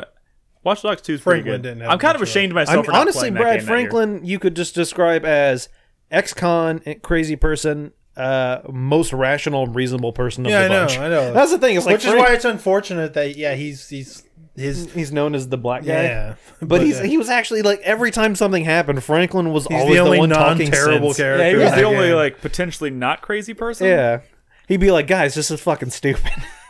It was all varying degrees of crazy, but he was definitely the least crazy of the three. All right. Anyways, is there anything else? Any other small games? That's our show, everybody. I'm just kidding. I started Fallout 4. Oh yeah. I would maybe Nolan. We could do like a Fallout centric bonus podcast. Yeah. You've started that before. Yeah, I played about 20 hours of it. I ran into a glitch with Tale of Two Wastelands. Yeah. In that, because I've been, for those who don't know, Tale of Two Wastelands is 3 and New Vegas 1 game. So at one point, I unlocked a perk that brings all of my stats up to level 9, all of my special. Mm-hmm. But then in Fallout 3, you can find bobbleheads, which up them by 1. So all of my special stats were at 10. Like legitimate, there's not like modding besides modding the two games together. And then I did the Lonesome Road DLC, and at the end of that, you get a perk that bumps one of your special up by 1, but all mine were at 10, and I was stuck. I couldn't do anything. You can't skip that page. You have to assign it somewhere. So I had to load a previous save, redo a mod my character. I actually had to do console mods to bump down my stats by 1, finish it, and then I'm like, that's unfortunate. Wow. Yeah. Weird. Tale of Two Wastelands, y'all didn't think about that. Dumb. Patch it, fix it, do it now. You know, Fallout 4 is pretty good. Yeah, I really enjoy it. I was watching like some of your stuff the other day, and like you were tweeting some stuff, and I'm like, God damn, now I kind of want to play Fallout 4. One thing I kind of so the first time I tried playing that game, I wasn't really into the base building component of it, but like I ended up spending like 2 hours just they fixed some around. stuff with it post release. It was kind of difficult early on, I think, and they've simplified some of the mechanics of how you do it. It's not perfect. It's still clunky as hell. Mainly because it's not like Minecraft has the builder mode or whatever where you just kind of fly around. Unfortunately, in this you're still physically stuck to the world. Yeah, and not to mention like I built like an entire new structure, and then like I needed to go inside the structure, and I was going to hang a ceiling fan with a light on it inside there. But you can't attach it. I can't like generate it inside the building that I've completely constructed because everything around me is stuff that I also added, so it thinks I'm trying to select. So I had to go out of the building, create the ceiling fan, then go inside and attach it to the ceiling, like things like that, like just quirky weird shit. But it's pretty fun. I don't think I'm going to be Cobra in chat and spend 700 hours in Fallout 4. That's a lot. But I definitely hope to finish it this time. Put in a nice like 60 to 70 hours in it. I'll talk more about it. Like I said, maybe Nolan and I will do a bonus podcast where we talk all about Fallout and stuff, especially once I've had a chance to play more of it. Yes, now we can do, like I said at the beginning of the show, no news this week. It's been kind of a slow news week, so instead of trying to like drag out some news stories that aren't particularly interesting, we're going to do something different. We're about halfway through the year, so Nick, we are 5 days past the halfway point. We are 5 days past the halfway point of 2018, so we're going to do our top 5 games of the year so far. And it's been a while since I think we've done a top 5 on a podcast. So how do we want to do this? Do we want to do like 5, 5, 5, 4, 4, 4, that kind of thing? Sure, why not? Mine aren't exactly in order. Maybe I should do that since I'll go first. All right, Brad's going to kick that doesn't things give off. me much time. My number 5, and again, I've played so many games. Some of them I know are probably going to be on y'all's list, so I kind of I will say this about 2018. I think it's been a great year for gaming, but I also think ultimately we're going to look back at 2018 as being a great year for gaming. But I think it's been a little bit slow for games. I mean, just because I'm basing that purely on like around this time of year, I've usually already played and finished about like 12 to 15 games or something like that, and my list is a little short this year. Yeah, but and I've spent a lot of time playing older stuff because I don't know, and some of the stuff that I did pick up new and try I wasn't really into, like Vampire. I put that down. So I don't know. Anyways, let's get started. I'm at 12 games. I think there's a lot of all 2018 stuff. See, my list was 8. Oh wow. But I finished about 12 games. Nick, you should play more games. But the other ones were older stuff off my backlog. But like I said, there's the back end of 2018 looks fucking absolutely nuts. Yeah. So, Brad, what's your number 5? My number 5 is BattleTech. Oh. Ooh. It is the mech warrior. Chris Davis gives his thumbs up. Strategy RPG kind of XCOM like, and we've talked about that a few times. Structure, and it's just really, really good to see nice big robots duke it out. Lots of lasers. The mechs just get bigger and bigger, and the battles just get more and more satisfying. Who would have thought that shooting 6 lasers is 3 times better than shooting 2 lasers? It just is. That sounds accurate. It's mathematics. I hate math. Yeah. Well, then you probably won't like BattleTech. Didn't other people in the couch play that game too? I had it. Crispy played a little. I right? played the demo, or I played the tutorial. Gotcha. Oh. Well, he didn't play much, but it is. I do recommend playing some more because it's pretty dope. It's pretty dope. It's crunchy. Did you finish it, Brad? I didn't finish it yet. That seems like it's probably a pretty meaty game too. Yeah, there's probably a lot of stuff on it. A lot of meatiness there, for sure. I haven't played it, in a handful of weeks at this point. But hopefully they're still patching this thing. I think they are. I think they've been releasing some big patches for sure.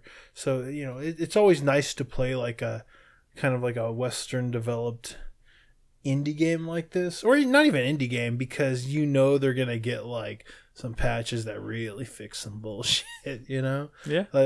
As they age, they just get better and better. So it's like a fine wine. I do intend to jump back in and finish this game. But I've been having a really good time with BattleTech, and it makes me want to play some other Mech Warrior stuff for sure. It's just cool. I kind of love the designs. Is just me, or is the name of that game just kind of generic? It's very generic. That's the name of the universe. That's the name of the universe is BattleTech. Right. So I think calling it BattleTech something might have been better. BattleTech subtitle. Yeah, I think you're. I think you're hitting on an actual core characteristic of that universe. Yeah. Generic robot game. What's the word I'm looking for? Kind of, generic. Big robots. I was Space epic fantasy shit. I don't know much about the universe, but mechanically speaking, customizing robots is a thing I enjoy a lot. And I love, even when I'm wrong, thinking that I've made the perfect robot loadout. And this game is all about robot loadouts, so I like it. Robot loadouts. That's my big robot loadouts in your fucking face. Wow. So Nolan, what's up? What's your number 5? My number 5 game so far in 2018 is Subnautica. Ooh, that's a game that Brad and I both played back in 2013? Like 3-4 years ago. 2014. It was a while ago, and it finally came out, and holy shit, that game's fucking good. It's addictive. Just getting the upgrades and getting the next ship or the next upgrade for that ship so it can go a little bit deeper. Finding, it's just that kind of if I can just a little more, just do a little more. Hold on, I found some fucking I found a cave with rubies in it. Yeah. And now I need to fucking swim back between me and my was the sea moth. Sea moth, but my sea moth can't go that deep. So I got to park my sea moth about 40 meters above where the cave is, and then I got to swim down, hold my breath, and I got to get to it and find as many as I can, swim back up, jump my sea moth real quick so I can get some air, and then go do it again. But oh god, there's the fucking shark things in there, and so it's a lot of that. And I really like the atmosphere of that game too. Oh, yeah. Like it's man. beautiful. Dude, when you get super deep and it gets dark, and you're like, oh shit, I can't see anything. The only reason it's not on my list is because I put that on the back burner, like many other things this year. But man, I love what I played. You start building some fucking intricate bases and stuff. I was playing a little bit of that recently, and like I had no idea. I just sort of stumbled onto it, but like I wasn't swimming, and I was like, I didn't know this was a thing. Yeah, that there's stuff outside the water. Yeah. Oh, okay, I get what you're saying. Yeah, You know, like surprise enemies and stuff, and I'm like, what the fuck is Oh this? yeah. That game goes places. Yep. Crispy. My number 5 game for 2018 is Far Cry 5. Okay, Oh. so is mine. Also it number is. 5. I'm going to preface that by saying that at least part of the reason why it's on this list is just Can a you bring your mic lack down a little of bit? Down. Right? new games that I've played this year. I think I'm in the I same haven't boat. played enough new games for anything to beat Far Cry 5. So can I add to that? Far Cry 5 is actually not in my top 5 because it actually got edge. Earlier when I was making my list, it was my number 5, but then I finalized going through all of the games I played this year and it got kicked out of the list. Yeah. I'm sure there's plenty of other games I could have played. It's a good game. It's good. It's good. It's good, and it outlives its welcome. It does. The one of, like every time you fucking clear out an outpost and that little like theme that plays. Here's the thing. I love that. I am That's a great. huge Far Cry fan. Satisfying. And I think a lot of people, just based on my tastes previously on the series and whatnot, would probably fully expect this to be, come the end of the year, be in my top 10. Like I love Far Cry 4. I love Primal. Like I've always talked about how much I love Primal. And 3 and 2 you also love. Yeah, maybe to a lesser extent, but yeah. I just love the series. But having finished this game, especially kind of seeing how they decided, like that game goes to some weird places towards the end as far as like, into the story and stuff. Like usually I feel like the stories in Far Cry are kind of throwaway but fun and quirky or whatever. Like this one kind of is the first one in the series that kind of like left a bad taste in my mouth. You know what I mean? Like, are you just talking about story wise? Yeah, like the last couple missions of that game get fucking honestly weird. Like if you took all the story out of that game and just made it a game of and that's honestly like I don't think there was enough emphasis on like killing I don't say killing animals. That's kind of a bad thing to say, especially like when you're in the United States. Hunting. You're not like attacking too many like boars and stuff. But yeah, like hunting was a much bigger aspect in the other games, and I enjoyed that more. It's like, oh, you need 5 skunk pelts and 1 jaguar pelt to make this sack that makes your like things bigger. Yeah. And I enjoyed that. And this didn't really have that. This had more of a you're about to kill that deer and collect its pelt. Nope, story time. Fuck you. Yeah, that's true. That was obnoxious.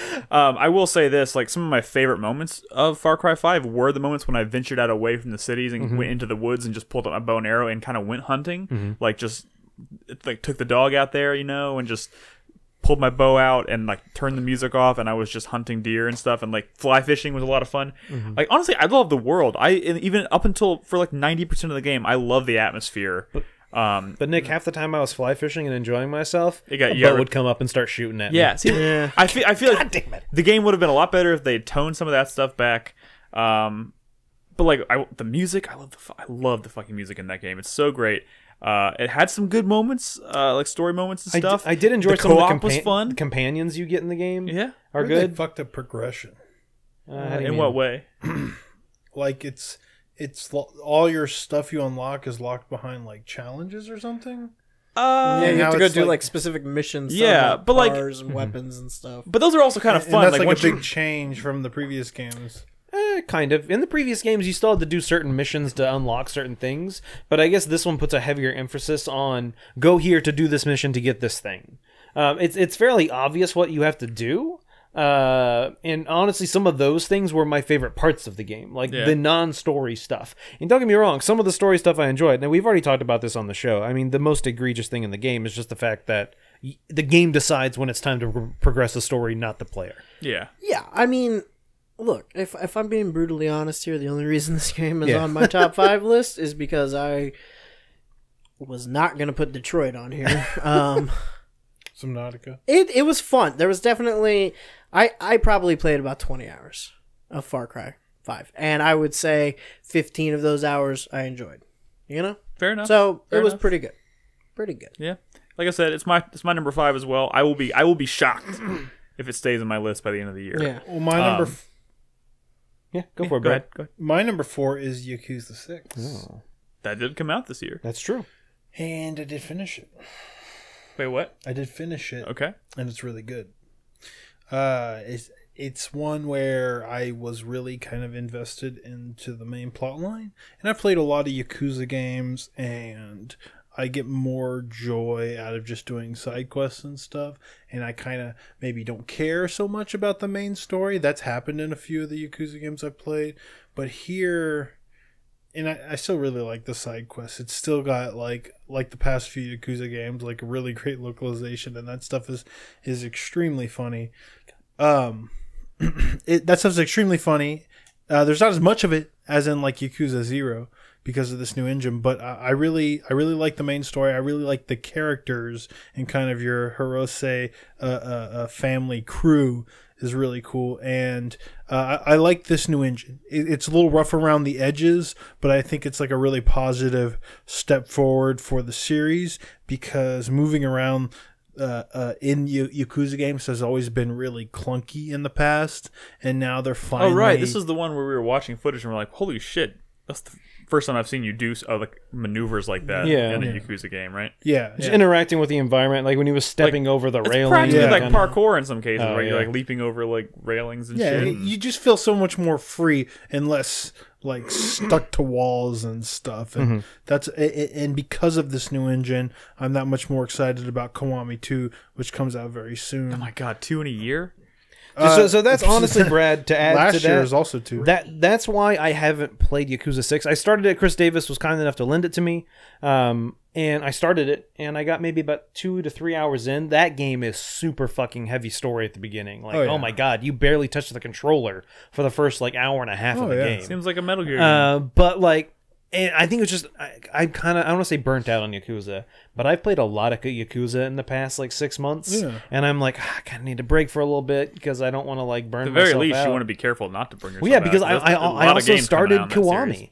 Like, I started that too, and then I'm just like, and then because Brad was like, wait, before you play Kiwami, play the original. So I started the original. So literally in the past 6 months, I've played 4 different Yakuza games. I suggested the original because I know it would feel very different, and it did, and I did enjoy it. I did enjoy the voice acting and stuff like that. It was a little bit goofier, yeah. Cool. Yeah. So and I am gonna play Kiwami 2 when it comes out, and I'm not really burnt out because this has sort of been kind of like Yakuza has become kind of like this chill comfort food for me now. I know exactly what I'm getting, and I enjoy that. And I definitely enjoy those chat lines and yeah. Nolan? My number 4 so far for 2018 is Celeste. Oh, yeah. Celeste, Forgot the about that platformer. It's just delightful. It has fucking great music. And what's up, Brad? The only reason I didn't put it on here is because I knew, 1, you'd bring it up, and 2, I haven't finished it yet. Okay. But it's really good. It's good. So it's good. Are y'all playing on Switch? No, I played it on PC. Playing on Switch. How's it run on Switch? Control-wise, I can see it running pretty good. I think Brad runs is probably okay, but I have a good grip for it. Yeah. I can see you having problems with the controllers or what. I used the Xbox Xbone controller, so I had the D-pad or whatever thing. I spend a lot of time going for strawberries. Oh yeah, so do if I can find one, I go for it. Yeah. So the thing is, actually, Brad, post game, there's like another area, but you need strawberries and stuff to get to it. So it kind of becomes a thing where it's like, okay, now go back to those levels where you missed strawberries. What do the strawberries do? Every level has like 3 or 1. I can't remember. It's been a while since I played it now. The strawberries are like all over the place. Or they're maybe it's a different collectible you're talking about. I might be thinking of a different collectible. Anyway, Nick, there are just collectibles in the world that you have to like. There's it's slightly more challenging to get to them. Yeah, you can generally see them. They can be really fucking. They hard. can be. And so it's all about kind of optimizing your moves and knowing like the thing with this game is it's all about you have your jump and then you have like a second jump. And so you really have to plan where you're going to land and what you're going to interact with and timing. I mean, it's very much a platformer in that aspect. Yeah. And it does get more complex. It's like, similar to Meat Boy, but a little slower paced. But then there's a lot more environmental variables. There are often like things that will like shoot at you or wind at some points and things that slow things down. And you get like a dash mechanic. And there's this whole thing later on where you have to like dash like into things and through things. And it's very tight, and it feels it controls very good. Yeah. Like I said, the music's great, and the story is there. There actually is a story in this game. Yeah. It's okay. It's I'm not hearing bad. this come up a lot on like people talking about like top 10 or like game of the year conversation, like early game of the year discussion kind of stuff. So I definitely want to finish it because there's a lot of really smart design here. I'm always surprised by the variety that they introduce. Yeah, cool. Crispy. My number 4 game for the year is Dragon Ball Fighters. Oh shit! I forgot. I would probably put this on my list had I spent more time playing it. It's it's so good. It's such a good game. I just don't play fighting games very much. But like, I'm with Nick on that. It's it's definitely outside of my comfort zone too. I was really enjoying it until I let Carlos like wipe the floor with me. Like, thanks, Carlos. Ruined. You let Carlos put you on a fighting game? Carlos destroyed me You should in just that game. Be better. Yeah. I'm not afraid to admit it. I'm terrible at fighting games, but like I thought I was pretty good. I mean that I was getting better. I mean, and then like Carlos. This is also that kind of game where like if somebody else knows the game better than you, they even slightly better. You won't even touch. They can them. destroy you. Yeah.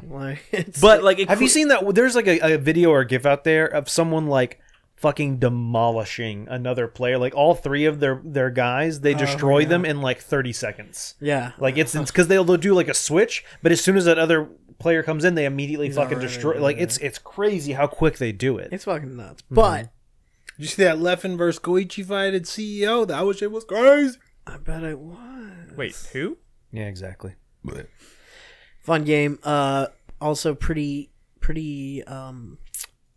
Amazing. I don't know. I feel like it was pretty easy to pick up. Though. No, yeah, like I feel like it was a real like easy to learn, difficult to master kind of thing, and it didn't take much play time before you were like, doing some cool shit. I want to get some more time in with it. It's just cool, iconic stuff. It's a lot of fun to play, and you even when you're playing, like if it's 2 people like you and one other person that are both like newcomers to the game, you can still pull off really cool looking shit. Like no matter what skill level is, the fights always look like flashy and awesome. And it does look great. So yeah. You know what I just wish? I wish this game probably would be easily top 10 material for me if like the story mode wasn't so fucking weird. Like it is the concept is not cool, and like the engine cannot handle it. Like as far as like trying to show cutscenes and stuff, it just can't. Like it chugs. And it's like it's painful. Don't to try play it, man. Just watch some top 8s. I know, but you. I wanted to get. I wanted to get Dragon Ball Z. I wanted to get the extra character. Like there's the only completely original character in the game is locked behind beating the campaign, and I wasn't gonna drag my feet through this like really just. She's just weird a fucking campaign. Boo or something, right? Probably, but she's an new and she's an android. Boo, Android. She's probably thing. She's a sexy android. But I don't think she's a clone either. I think she has her own complete. Is she a pleasure model? None of them were clone. No, but I mean, like as far as like her moveset isn't like. That's not how they make androids, Nick. God damn it! You should go back and watch. Carlos is in chat trying to money match me. It's not happening. Money match. It's not happening, Carlos. Give him a nickel. But yeah, that game is dope. I wouldn't try and get some more time in with that before the end of the year for sure. It's pretty good. It is pretty dope. My number 4 is actually Moss. That game is so. We're only on 4. Yeah, right. Yeah. Sorry. All right. Let's hurry up. Move faster. Moss is such a great fucking game. Like if you have a PlayStation VR, it's an absolute must play. Like for me, it is up there. Like if you want to talk about like the best things to play on VR right now, it is up there with Superhot. It is up there with Resident Evil 7. It is a must play for the platform, and I will also say it is easily like the most promising like look at what a future that is like reliant on VR as a platform could look like, because I didn't know how third person games would feel or play in VR, but like it's a perfect example of how that would work. So that's all I'll say. It's fantastic. Go play. My number 3 is, what is my number 3? Bloodstained Curse of the Moon. Really? Oh, Yes. man, that's surprising This considering game- how the Yeah. opposite Well, reaction you had to the actual Those are Bloodstained. very, very different fucking games. Yeah. Bloodstained Curse of the Moon They only share a name. That's all. well, yeah. Well, I mean, this- they're I'm very- just kidding. they're Just very go. different. I know. Bloodstained Curse of the Moon is like an NES style Castlevania throwback, specifically Castlevania 3, where you're switching between like 4 different characters on the fly, and unlike Bloodstained Ritual of the Night, based on the backer demos and stuff we've played, the level design in Curse of the Moon is very classic Castlevania, which means there's a heavy emphasis on platforming challenges and just tricky like enemy placement, to where you have to be very careful with your timing on both your jumps and your attacks, because the world exists to like fuck you over and make you fall back through a hole. And it's just a really well tuned classic Castlevania. But I think the reason it really stands out for me is that there's the optional modes after you beat the game once is really clever. One where you're playing the game on nightmare mode minus one of the characters for story reasons, but now that you have 3 characters from the start of the game, you are able to take paths and stuff that you couldn't get before. And then the other mode where you play with one character is really cool. Zandatsu, he's actually like the main bad guy of Bloodstained Ritual of the Night. And after you beat a stage and you welcome another character into your party, if you go up and kill them instead, kill those other party members, instead of them joining your team, you get an ability. And by the time you kill all the other party members, you're having this double jump dashing dude who can do this cool attack in the air, and it feels really different, and it's still really challenging because you're only playing that one character, so you don't have those 3 extra lives, but you can move way better than you could before. It's just a really cool mode that you can do if you kind of know that little secret. And Did you finish this game? Yes. Wow. Yeah. Cool. It's challenging, but not as challenging and punishing as those old Castlevania games. So I highly recommend it to anyone. No matter what you care about, Igavanias or Ritual of the Night, it's just a really good, tight platformer, and it's relatively inexpensive. So try out Bloodstained Curse of the Moon. Cool. Nolan? My number 3 so far is Moonlighter.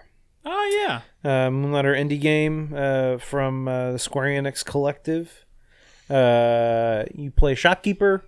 You got to go and moonlight as a dungeon crawler to collect items to sell in your shop. They actually just released a what are those? No, what are those things called? Where they talk about updates for the Patch game? notes? Patch notes? I don't know. They just made an announcement, I think either today or yesterday, that they're coming out with. They've listened to some feedback from some people, and they're coming out with some new level designs, new enemy types, 600 new a shit ton of new items. Yeah.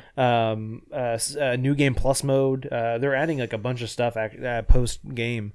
But yeah, I just had a lot of fun. It has a very good hook. And just I just need a few more items. Okay, I got them. Now I'm gonna go to my shop. I'm gonna have a day where I just sell all the shit in my shop and stuff. Oh, they're also adding not co-op mode, but you can bring a town, someone else from the town into the dungeons with you, an extra adventurer to fight along with you. And so yeah, it's gonna change a lot, but I really enjoyed it. Good music, good level design, charming as hell. Yeah, it was great. Sweet. Crispy. My number 3 for 2000, whatever this year is, 18, right? That's the one. I think it still is. Subnautica. Ooh. It's pretty good. We've talked a lot about this game. Yes. Submarines. Yeah. Swimming. You mean my inevitable number 1? Maybe. Your inevitable number 1. Sure. But hey, you know what? All of that aside, it's a pretty good game. I only just got the Sea Moth. Dude, you don't even have the Cyclops Seamoth yet. is great. Yeah, I mean, I know what the Cyclops is because I had it in the beta. But that's what's so good about this game is that every time you get that next big thing, it's such a monumental it's moment. It's such a paradigm shift. You're like, oh my god, how did I ever get along without the Seamoth? How did I ever get along without Cyclops. being able to breathe underwater. Oh yeah, like, he just like increases in your tank like capacity. Yeah. Dude, like the Cyclops, you get it, and it's like, oh cool. Now, oh, let me put like 40 lockers inside my Cyclops, and then I just have like thousands of items. And I can't wait till I get to that point, because in my game I have my little starting capsule, right? And underneath it I have all these like floating containers that I'm swimming to, seeing what's in them, swimming to a next one. It's a really nice feeling to be able to break out of like the day-night cycle too. You know, like you're so subjected to like the whims of nature in that game in the beginning, and then once you get some tech under you, it's just like, fuck it, I don't care what time of day it is. I'm going forward. You know? Good. Here's a little a hitch that I stupidly caught myself doing, and I'm sure I think other people have mentioned it after I brought it up a while back on one of my streams. But you can build devices that will charge your batteries. So you have batteries that go in the Seamoth, and you have power cells. I think I know where this is going. And so on my Cyclops, I put in a battery charging station, and I took the power cells, and so my power cells and my Cyclops are running low. So it takes them out, put them in the battery charger, and then once they're at 100, I'm like, oh, let me go switch them out. I'm like, oh, these ones are low. And I switch them, and I didn't realize that the Cyclops itself is what's powering that battery pack. I did the exact same thing. Because they don't want you doing exactly what you're doing.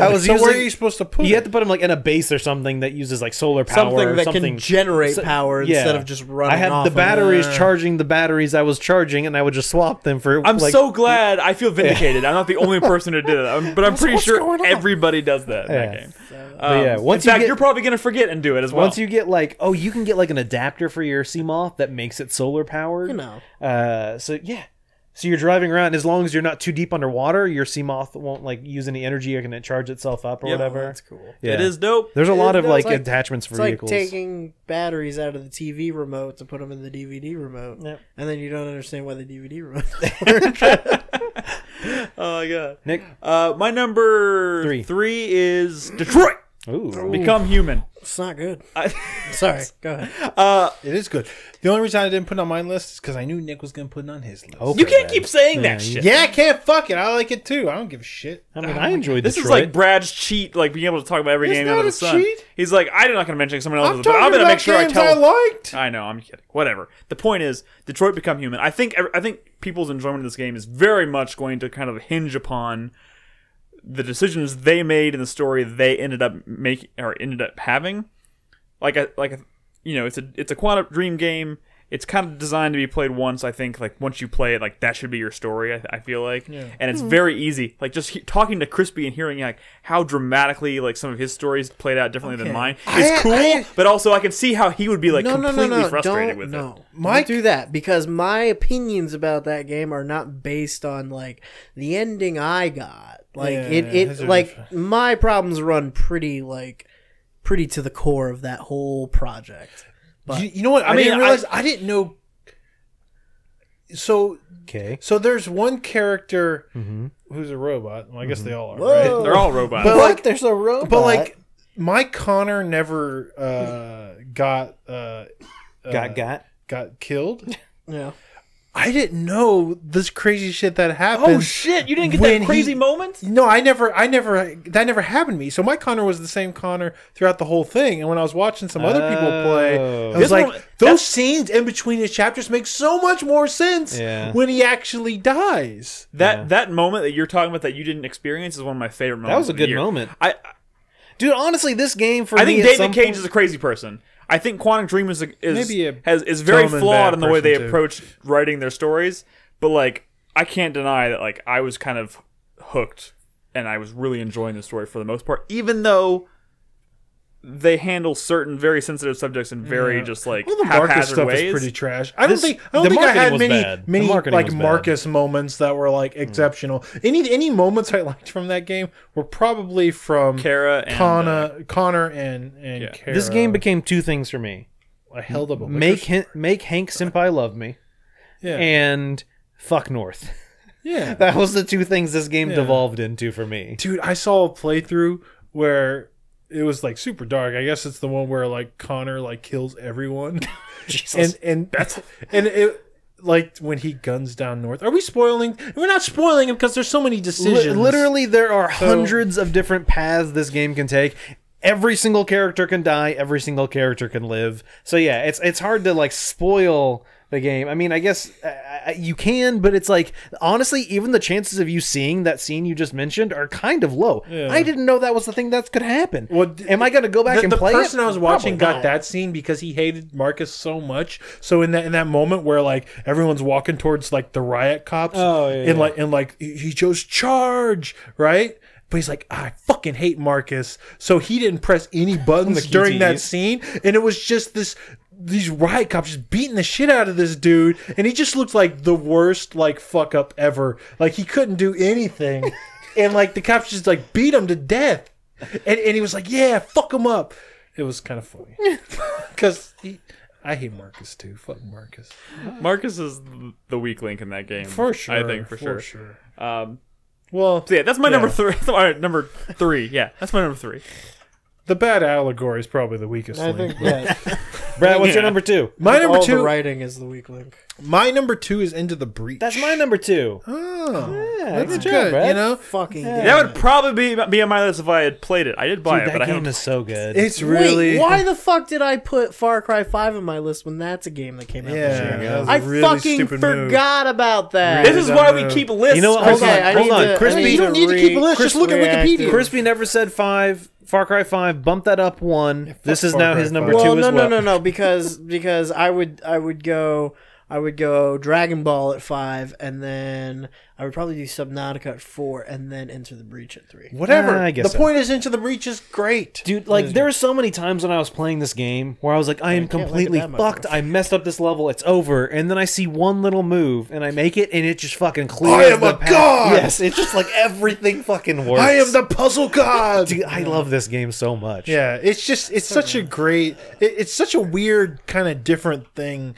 You know, I've played a lot of these grid-based strategy games in my day, but I've never played one that was this like puzzle-like in terms of I'm in the worst situation. I'm just gonna close this game because I fucked up everything, and then it's like seeing the Matrix code. Don't get me wrong. Should I play this game? Yes. Don't get me wrong. I mean, this game definitely is quote easier than FTL, sure. But I think it's a different style of game, so it's hard to compare them. FTL was more about like FTL was so much RNG. It was so much, please dear God, don't let this missile miss their shield, because if this missile misses their shield, then their shield is still up, and so then my laser beam won't cut through their shield, so it's not going to do any damage, and then I'm fucked. And so that was one of the problems with FTL. I don't say problem with it. I mean, that's what that game's about, RNG. And so this game, in Into the Breach, there is no RNG. Either you're going to do an attack and it's going to hit them, or it's not. When that attack hits them, it's going to knock them back, like, period. It's not like, oh, it might do this. Everything was cut and dry. Yeah. What you say you want to happen is exactly what happens. And that was one of the cool things. Anything that fucks up in the game is because you fucked up. Like, oh, I forgot that when I hit this guy, it's going to cause a fire to spawn here, which is going to blow up this thing, which it's your problem. It's a game that gives you all the information, but is still, like, tricky enough to, like, make you shake your fucking fist at it, you know?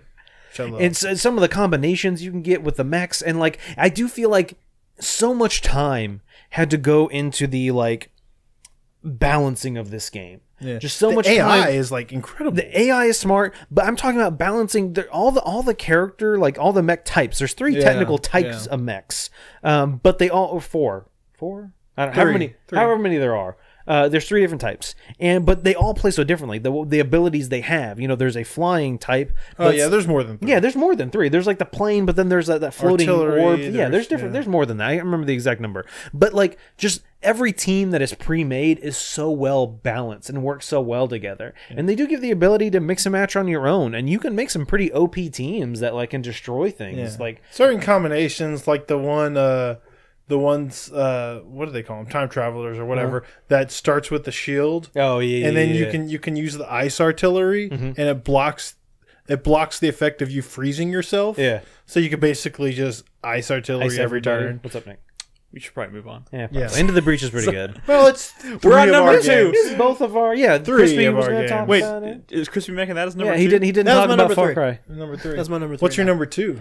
My number. Oh, are we on 2? Yeah. My number 2 now is God of War, 2018. That's a pretty good game. Pretty good game. God of War, bro. You know, Pretty find out. good We'll find game. Oh, I think you know. God of War was... Overwatch? We'll get there. We'll get there. We're on number 2 right now. We'll He's talking about God of War. Yeah, God of War, fucking really, a lot of really cool design ideas. I love the world there. I really like, I don't know, this game wasn't just redemptive, like, in a story sense for Kratos. It was also, like, I think, for me, like, redemptive of the whole series. Like, Yeah, I think it was a redemption it's that for the for a lot of series. people. yeah, I think, like, but I was never really into the series. Like, even when it was cool, like, even when like people were into it and it was like a thing, like, I just had a hard time getting into it. I think you described it perfectly last week when you said the original series was juvenile. That was, I think, a perfect descriptor for. I'm not even saying that that's necessarily why I wasn't into it at the time. Yeah, it definitely was. It definitely was juvenile. I mean, but yeah, like this was kind of like the first. Like, I remember being in Los Angeles at the Sony press conference and us watching material for this game and me going, "Oh, it's God of War, whatever." You know? Yeah. Like watching the game and going like, "Okay, whatever." And then by the end of that presentation, kind of feeling like, might be worth a rent. Yeah. And then I went out and I kind of just like took a leap and bought it when it came out, and it was fucking great. Boy. It was fucking great. It was Dude, a pretty I love that phenomenal game. Pretty Dude, phenomenal like, game. I mean, it's one of those things where it's like, it's God of War in name only, pretty much. Yes, there are some references to things that happened in previous God of War games, but that's not what it's about.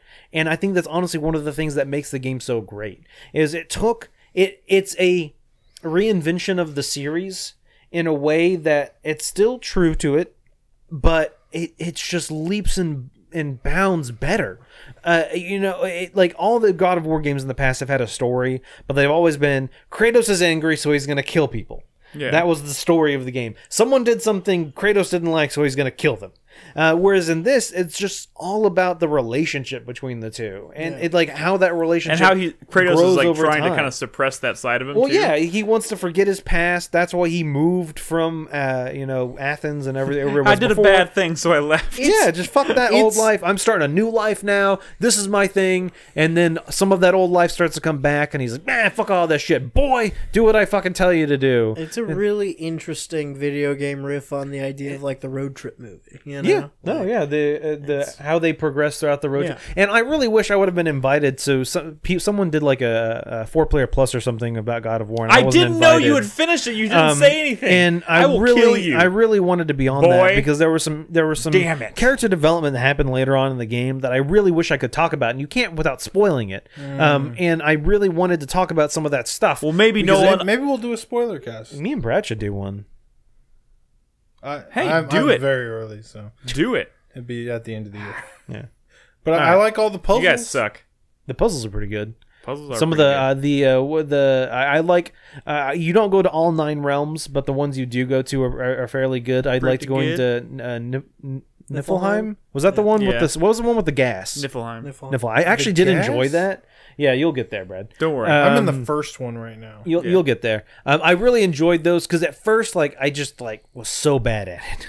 But then slowly and surely I got better and better, and I started like getting. And there is a fair amount of like skill based like. Oh yeah, no, combat in like that game. honestly, like the time constraints forced me to use the mechanics a little bit better and understand that I don't just have to do this one move that works fairly well. If I combo it with this move and this move and this, and all of a sudden, like, I'm a better player.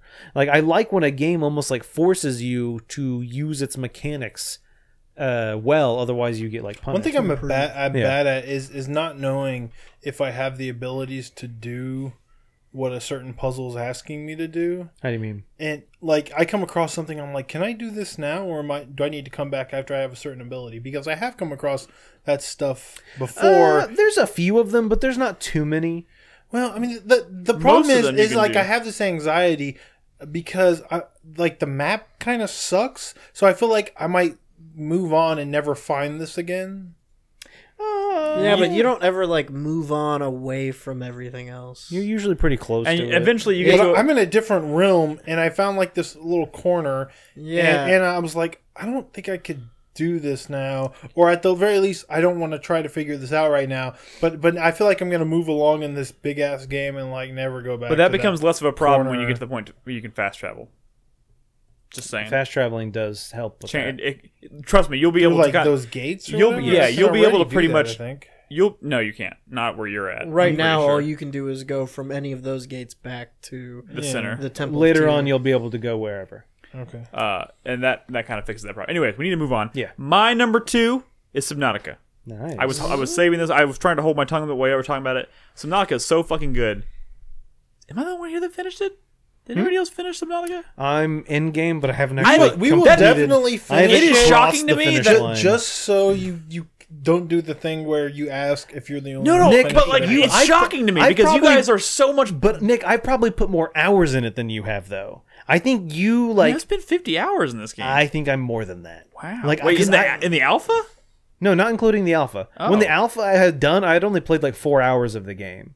Like I've spent a lot of time fucking just base building and optimizing my bases and like exploring certain areas and trying to like kind of do a bunch. And so like I've been kind of taking my time with it, and I think that's one of the reasons a bunch of other games came out, and so I wasn't able to finish it because other games like distracted me. Yeah, I mean, it's just like this game is like so not up my alley. I guess I've never played one of these survival games, so this is very much not only is it the first one that I played like any significant amount of time, but like I also saw it through to completion and like accomplished what you're setting out to accomplish, and like had a really good feeling when I finished that game. It's so fucking satisfying. It's also the last game I can compare it to is maybe The Witness. It's one of those games where I was literally, when I wasn't playing the game, I had like a notebook with me and I was like taking notes and planning things. Yeah. And like I was essentially planning expeditions in Subnautica while I was like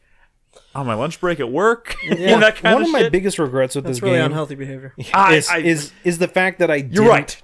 play on the survival mode where like water and food matter. Oh, I didn't do that honestly either. wish I would have, because It- I have so you much water should and food in the Why? game. Dude, you should have, because like first of all, it does add a little bit of tension when you're out like doing stuff, but Like it a can't lion? ever fuck you up like so far that it can't ever fuck you up so bad that you're just gonna be like Just ruined. Just like yeah. I mean, like the worst thing that can happen is you'll lose some things you were you'll holding. lose like 5 things that I'm you just were holding. I'm just afraid of those kinds of I mean, modes. by the time you have a base and you're like keeping stockpiles of shit. I'm just afraid definitely- those games, like that mode, will kind of like discourage me to a point where it gets frustrating to the point where like maybe I just won't finish So it. what you're saying is that when you finish this game, it will be with a gigantic asterisk hanging over Oh, it. shut the fuck Oh, up. you fucking Asterisk turd. I played uncompleted. a lot of this game, and I really don't feel like You didn't my experience experience the is true lessened game? with the fact that I don't have to keep going back to take a sip of fucking water. Like that game is already like kind of a I don't want to say But nightmare. your 'cause suit nightmare sounds nasty. collects water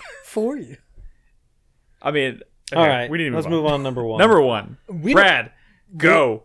So the reason I stopped playing Subnautica That's not your number 1, is is it? because of my number Because it was one. number 1 game, which was Because like a week later, Monster Hunter World came out. Oh fuck! damn it. I've- That was mine too. I forgot about that game, but I haven't even started it yet, so that's probably why.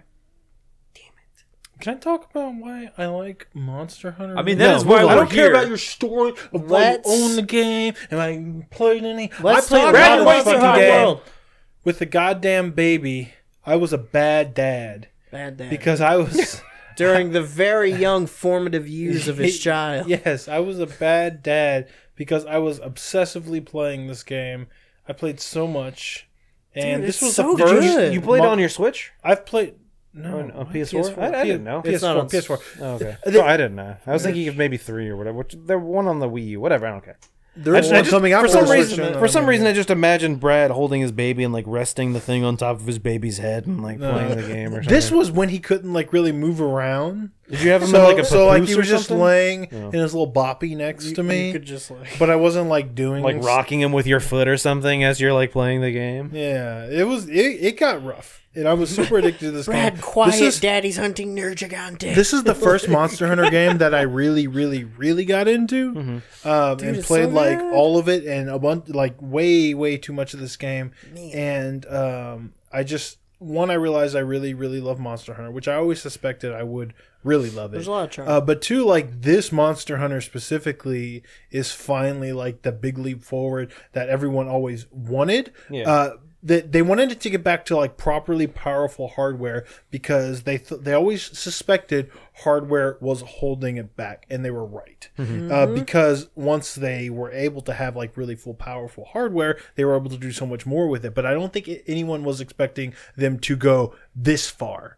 And the worlds that they created, these maps are like so like amazingly like detailed, like the forest area just keeps going up and up and up and up into the canopy, and it's shocking how much is actually there from the point where you first like enter a map and you're looking around and you're just kind of on the bottom floor. You can't tell how big till like the area late is. in the game, and you've explored all of it and fall like Rathalos like way up in the canopy. It's insane, man. Like absolutely I've played insane. hours and hours of like hunts just in that specific area, the ancient forest, and like I still get lost in there. Shit. Oh my Like, God. Shit, I should have It's started so this game cool. instead of Fallout Dude, 4. I mean, like all the little Yes! touches. What the fuck are you All- playing for?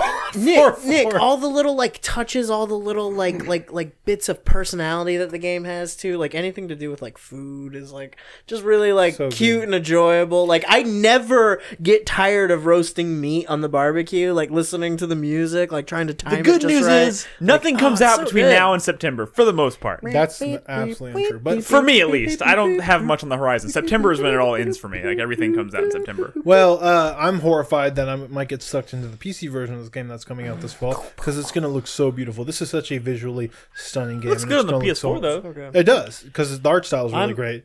But when it runs at 60 frames on a PC, I'm about oh my due to God. go back and check it out again because they've made improvements and changes and updates to the console version too. That's it. That's So- definitive. When I finish Fallout 4, that's next. So that's my number one, and a lot of other games have suffered this year because of it. Games I have not finished, and I blame Monster Hunter, but that's okay. All right, Nolan, number one. What's your game of the year so far? My number one so far is God of War. And we already talked about That it. is also my number one. Oh, for all the reasons we've already talked about. The game's fantastic. I love the More. relationships. I love the skill progression. Just like, there's actually a lot of skills on there. And it was one of those things, I kind of briefly mentioned it earlier, but so many skills I kind of like shunned off early on. Yeah. So it's like, what do I need this skill Like what? for? I have this, just anything. Just a lot of the different ways you can, the ability to dodge backwards and throw your axe forward. Yeah. Honestly, that just got becomes that. so effective later on. Is all that stance stuff any good? Yes. Yes, absolutely. Yes, Brad. Like later on, especially in some of the top things, like in Niflheim, using all of your skills to their fullest, it becomes kind of important. And like it's just like I get the problem where I just get muscle memory. And it's like, oh well, these things work. Why would I do something else? And it's because those something else's can help with crowd control, can help build up your rage meter faster, and building that rage, especially when it comes to like the challenges, fighting Valkyries, like being the most efficient you can be is very important. Now, granted, if you're just gonna go from point A to point B in the story, it maybe not. But if you want to do some of those side missions, like the Valkyries, like the Niflheim stuff, like you kind of do need to be and better control of Kratos' abilities to the fullest. Like, I will say this, I spent like 50 hours in this game. I fought all the Valkyries. I had such a good time doing it. And Robin's playing it right now, and she is like doing moves that I didn't even know existed in the game. And I'm just like, what? How did I Ripper never mode? see this? Not quite that far, but like she's just the combat is actually surprisingly deep, and it's just like she's know. pulling off moves that like I didn't even know you could do. Yep. Just wait till you get that one thing Oh yeah, that one thing does, later on. Yep, it does change. It kind of things just a like little bit. changes everything. Yep. Yes. Yep. That one thing. Was it the thing whatever. So like, but it was like one of the things I think at one point like Nick was showing footage when we were talking about it on the show, and Atreus like has like kind of like he can like summon some creatures or whatever, and Nick like had stuff I had never even seen before. I was like, where the fuck like did the you? wolf pack? Where'd you get that? Yeah. Like that's one of the things. The fucking like elk that just walks casually through the middle of Your the combat fucking field. Patronus? Just, Yeah. yeah, that's right. They're basically Patronuses. And that was like, and that's like I mentioned it before, but one of the things I think that this game did brilliantly is the fact that Atreus, like, he'll help out in combat, but you can actually control him slightly to make him help out more. And I think they did a really good job of having him slightly remind you, like after battle, he'd be like, "Hey, I'd help out more if you asked me to." Yeah. Like, oh fuck, yeah, I forgot. I never even used him in this fight. And so I really like that they subtly, instead of having a prompt that pops up, it's like press square to have Atreus fire his arrow. It's like Atreus is just like, hey, everything about the HUD and the way they give you information, feed you information. That game is so good. Mm-hmm. And I am super invested in the world and the story. The characters you interact with. I cannot wait to see where this story goes. I think every character. I don't think there's any characters in this game that I thought were pointless. No, the two blacksmiths. I already forget their names. Sindri, Brock and Sindri. Yeah, and Brock. Dude, they were fucking great. And their banter. Sindri, I think, is going to be one of the characters of the year for me. Their relationship with each other and just everyone you meet, I thought, like, had a purpose and a point. It's a smaller cast than what you would expect from a God of War game. Like 10 but people? Like, yeah, but it's a very effectively used. But they're all like counting the world snake.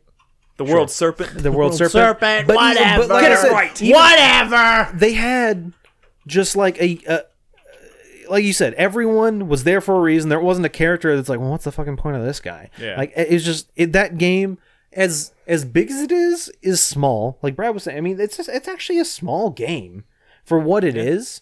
But I just felt like it was like the perfect size it needed to be. It is a tightly packed, well structured game. Some fucking cool places there. No, definitely. Yeah. But yeah, that's why it's, at least so far in the year, it's my number one.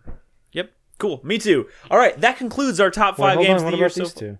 Monster No, Hunter. my number one was. Yours was Monster Hunter? Oh, okay. Monster Hunter, God of War. Cool. Obviously we will revisit this list when we get towards the end of the year and we've played a shit ton more games. You gotta remember, aside from all the cool indie shit that's probably gonna come out between now and then, there's a lot of big stuff. Spider-Man, Red Dead Redemption 2, just to name a few. Like Hitman. There'll be a lot of shit to discuss for the rest of the year. So of course, stick with us. Now, are you ready, Nolan? Oh yeah, I'm ready. We're gonna answer some questions from our supporters on Patreon. What's up, Brad? You forgot we still have stuff to do? Yeah. We still got stuff. Quickly, we have 2 new patrons this week. Holy shit. Random Hero and Thank you, Random Hero. Robert. I will say this. First of all, thank you to Robert and to Random Hero. We appreciate your patronage. I will also like to let everybody know, if you are a supporter on Patreon, if you're a newer, more recent $15 and up patron, I ordered a fresh batch of mugs. So if you've become a $15 patron in the last 2 or 3 months, you should have a mug on the way to you. It's on the way. All right.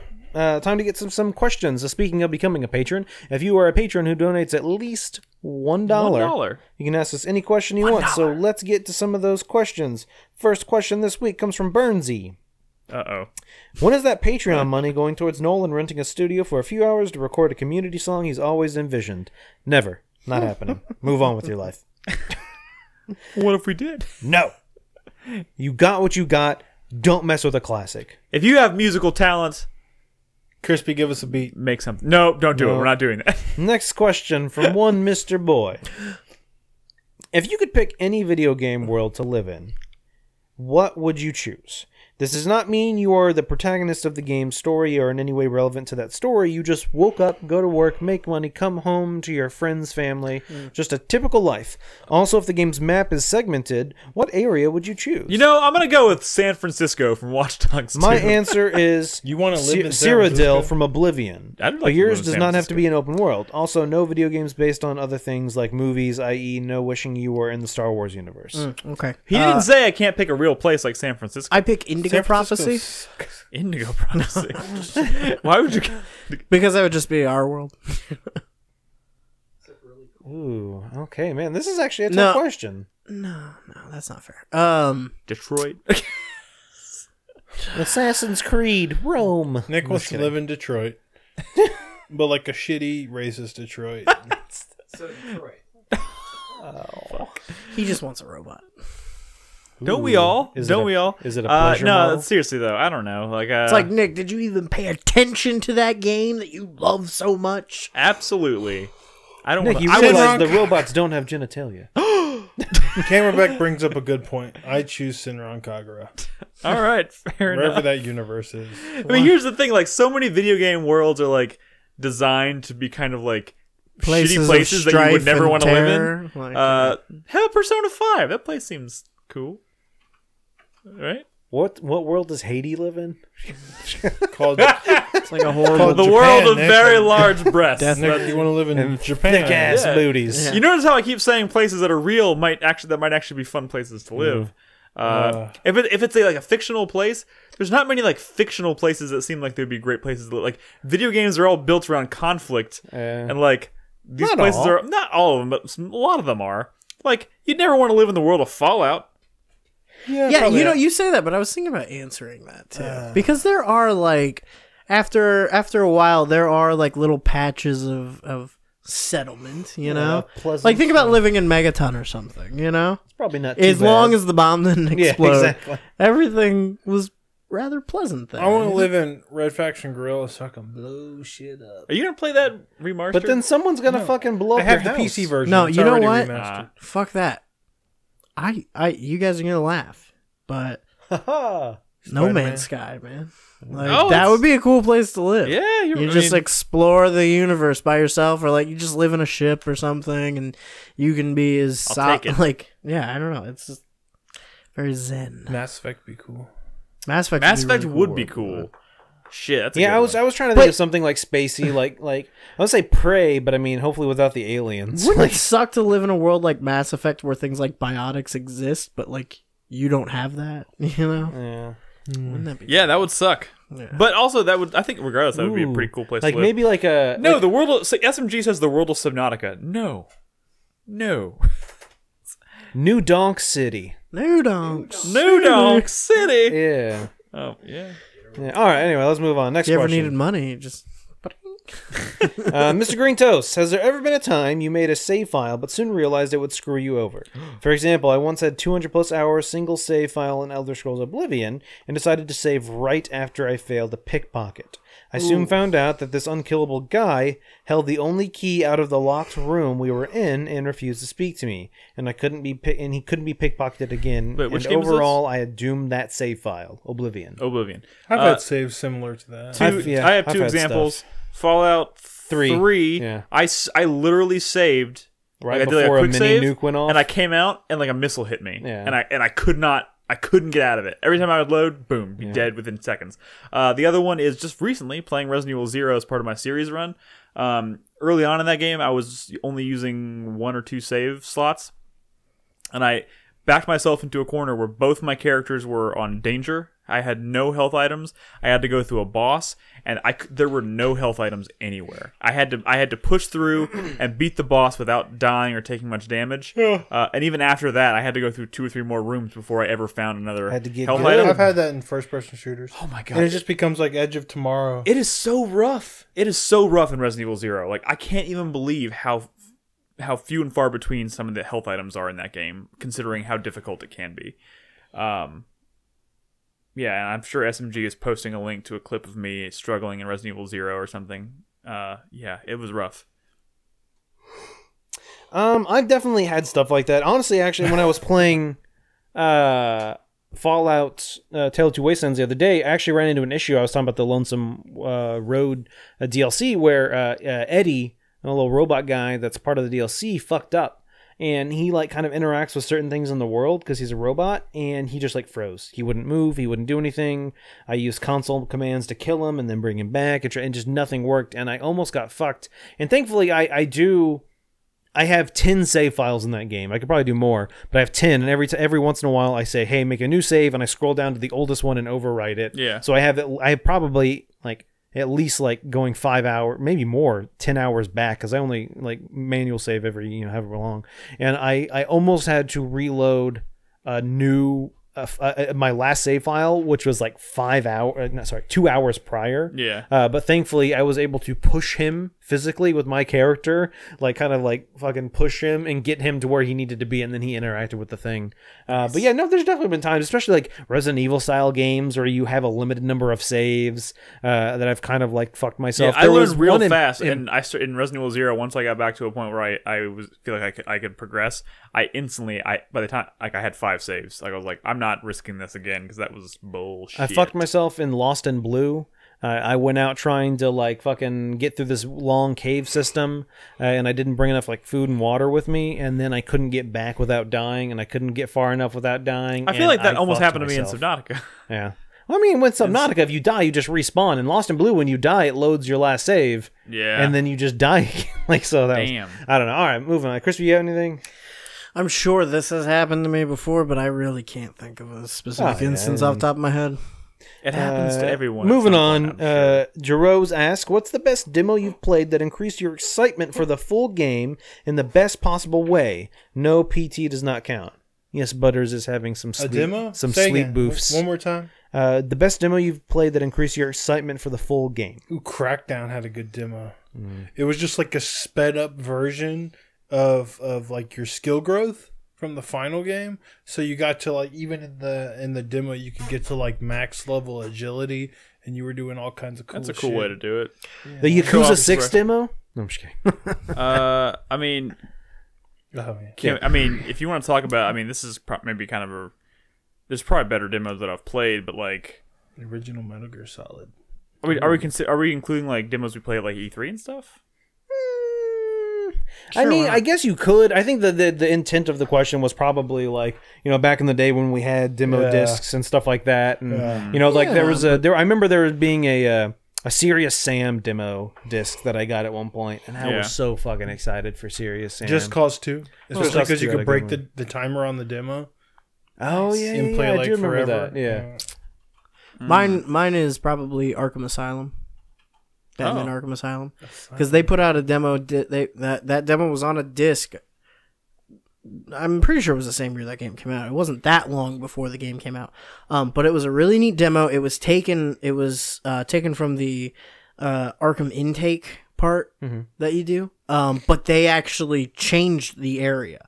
Like, so the demo that you play is different than the final game, and they kind of like edited out certain areas and connected places that weren't connected before, and like rearranged some stuff and did other things. But that was a really, really cool demo, and it took you through everything that you were kind of like doing in the game in the, like, you know, 10-15 minutes that it ran. And that was when that game went from like, oh, this is something that looks like it might be really cool, to like, holy fuck, I need to buy this. Like, back in the day, Final Fantasy VIII, the section of the demo you were in was like the final test you needed to do to become like a seed, like whatever member, and like the final thing was you had to fight that T-Rex. And I played that demo probably like 5 or 6 times before I even got the game, but that got me so hyped for it. My favorite demo is easy. It's Metal Gear Solid 2. The one that came with Zone of the Enders, because it was basically just like the beginning. It was the tank. I mean, it's the tanker sequence that takes you up through the fight with Olga. Like, I thought I played that demo. You mean The Lie? I'm just kidding. Yeah, yeah. Essentially, that was the craziest thing. That original demo only went up to the fight with Olga. Ended when you beat Olga. Like that is probably the demo I've played more than anything in like any demo I've ever played. I've played that one more. It seems like such a bare part of game. Like, I mean, no, it's great. Well, I mean, it's great. Solid, no, for sure. But like, yeah, I'm just thinking. But like, about some of the shit they did even in that demo was like mind blowing. Yeah. Like, also, if you had a Game Shark, there was some pretty cool stuff you could unlock. Oh my god, do you remember fucking Game Sharks? Like having to like enter the codes and shit. Like, oh my god, I remember when that's a different time. I went into a Funko Land once, and they had a playable demo of Burnout 3 Takedown. And I was not a person that ever really played a driving game, but when I saw that, it was like so fast and insane. Wait, which game? Burnout 3 Takedown. Yeah. I was like I couldn't believe what I was looking at. Yeah. And I bought that game day one, and I bought the following game day one, and I bought the game after that day one. Like it was mind blowing to me, and it is very rare that I have that kind of experience where I could see and play something for just seconds and go like, oh my god, that was one of the craziest. Also, when I went into a game, Game Fellas? What the fuck is that? Game Fellas? That was like that was an old reseller. What the fuck is that? It's awesome. They were around until it still exists. Yeah, there's one in the Lakeline Mall. Oh wow. Yeah, but like the thing is, they were really. I thought they all. They were particularly good because they actually let you like try games in the store. You could say, "Hey, I want to try this," and they'll literally take the disc and pop it into the system and let you play it right there. And I played. That was the first place I ever played Ocarina of Time. They let me try the game, and I played the first. Because you were so unsure about it. No, I was just young and didn't know what the fuck it was. I was like, yeah, I'll play that, and I bought it instantly. Yeah. Well, I asked my mom to buy it instantly. Punk ass.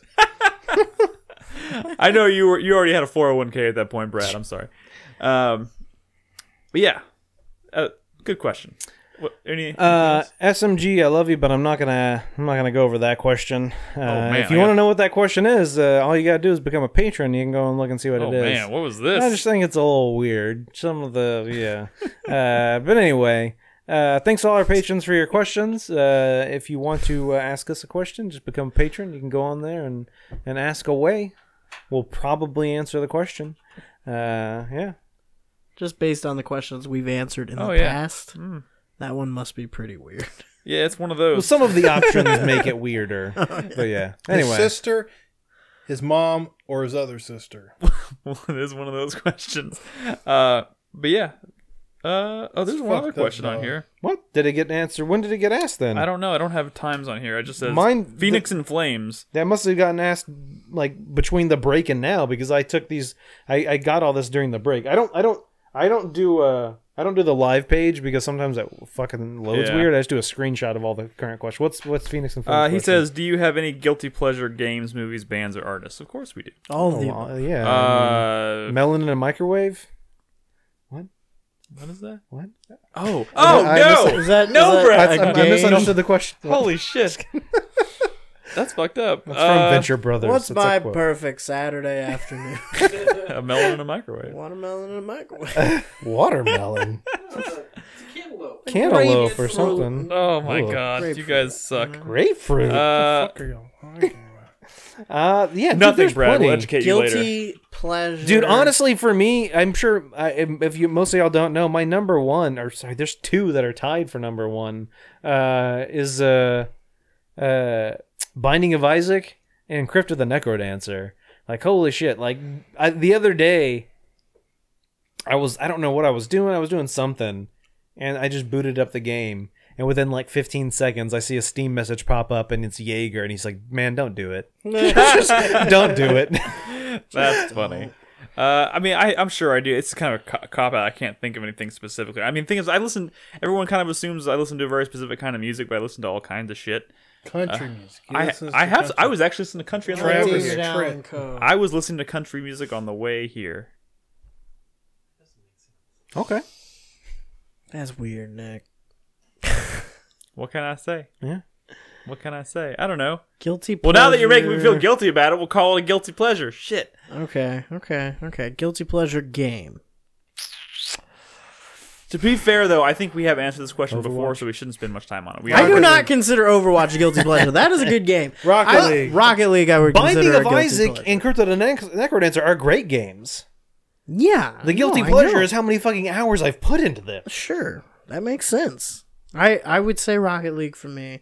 Guilty pleasure band, like music, band. I don't think I have one. I have pretty exquisite taste in music. I do like show tunes, if that counts. Guilty pleasure movie. Starship Troopers. That's a good movie. That's not. It's not. That's definitely not. No, it is. Crispy, it is. There's the shower scene. That's great. Yeah, and then the tent sex scene. Oh my god. Yeah. Even fucking Robin was telling me her and her like when she was younger, her and her brother would like steal that movie away from her parents and watch that. I was like, and she was like, yeah, there's like naked people in the shower. I was like, even you? Okay, you want a less debatably not good movie? Judge Dredd. Ooh. The Sylvester Stallone Judge Dredd. Oh, fair enough. Not a great movie. What are the three shells? But I will watch the fuck out of it. Fair enough. I'm sure I have a lot of guilty pleasure movies. I just can't think of any right off the top of my head. Anyways, we need my taste is impeccable. I have no guilty pleasures. Good. Let's wrap this show up. And you just have no shame. By the gods, Brad, please. 4-player minute. Let's keep it to a minute. Go. My hype is for I saw on Twitter Netflix was teasing the new season of Castlevania. Ooh. My sweat is for the fact that I heard that Hitman 2 is launching with 6 maps. I'm not one of the believers that bigger is better and you replay it, ad nauseum. I'd actually prefer more smaller maps. I was kind of talking about this on Era the other day, but if I had the choice of like a bigger Mardi Gras or Casino, I was talking about that level or the like other day. Ocean Liner and Blood Money, but I wouldn't get to do A New Life or the Hillbilly Wedding. Like, I would never trade those smaller experiences for just larger levels that I can replay over and over again. And honestly, just 6 maps doesn't feel like enough at launch for me. Give me smaller and more any day. Because it's all about that experience. You're talking about Hitman 2. Hitman 2, Yeah, launching with 2. 6 maps.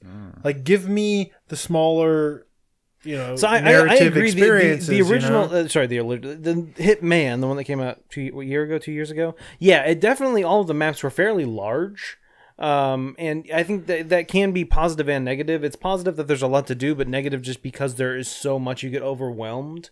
And so I could see how like the smaller ones had, like you said, A New Life. That A New Life is a really small map. There's actually not that much going on. There's the main house where everything happens. There's the house across the street, and then there's the house next door, and that's really it. It's fairly small. Blood Money had, if you don't count the prologue and like the epilogue, it had 11 maps. Yeah, that's a big difference. I agree with you.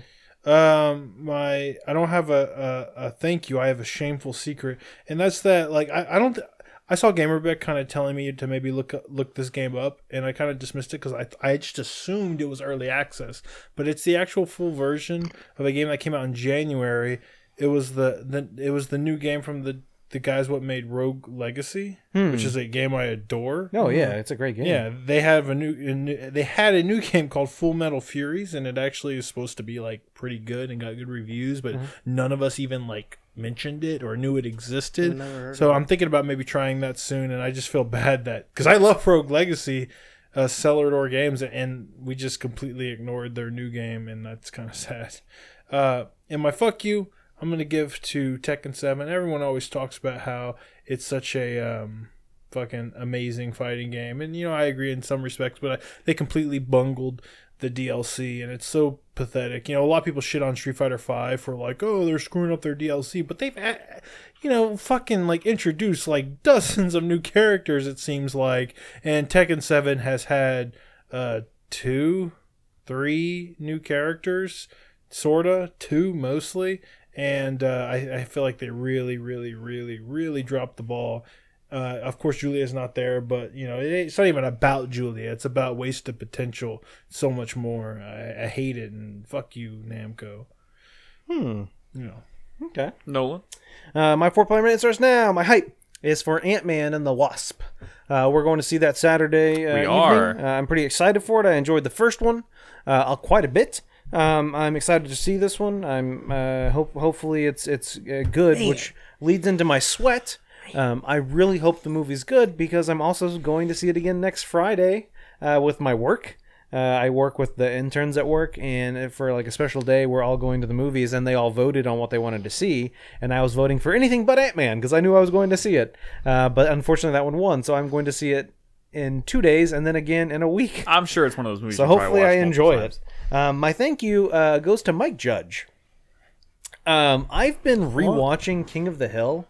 Holy fuck, that show is even better than I remember. It's one of the best of all time. It like just Absolutely. Every episode I watch, I just have this big doofy grin on my face. Like it's like, oh my god, like I top notch right. I originally watched a lot of it when it was like the first new run, and I was too young to get it. I mean, I was like 10, 11, 12s around there. Damn it, and, Bobby. yeah. And while I probably laughed at some of it, I just maybe didn't like consume it all. It just rewatching it, like I just watched an episode the other day where like Bobby failed on like a paper he had to write, and just when like Hank's like, Bobby, you failed English. You speak English. It's just like stuff like that. Just like, oh, everything about that show is so good. And it's unfortunate that there's so, like, anyone out there who's listening who's not from the South or from Texas, a lot of the jokes go over your head. And like, it's one of those things where Bernadette always talks to me about how she watched it some when she was younger and she didn't get it. And now that she's been living in Texas for a few years, like so many more of the jokes make sense. And like, you know, there was an episode I watched the other day where Connie gets her period for the first time. And then like, Peggy's gonna break the news to Bobby, and like Bobby comes home from school and she was like waiting on the patio, and he was like, oh god, the last time this happened, like, I don't remember what he said, something bad, and she was like, Bobby, get in the car, we're going to Whataburger. And he was like, Whataburger. He's like, where's Lady Bird? Oh god. Like, it's just like, that show is so fucking perfect. And so sorry, that's my kind of like, I've been rewatching that show. Oh my god, it is so Bobby, good. there had better be a naked cheerleader in your bed, so help me God.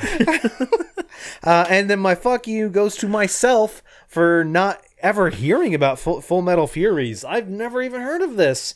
I don't know how it went over my head, but if it's from the creators of Rogue Legacy, I'm definitely going to give it a shot and look into it because I fucking love the shit out of that game. So yeah, fuck you to myself for missing that one. Oh, so now you want me to go? Yeah. Yep, that's how this works. My hype this week is for, guess what? Fuck you. No Carlos.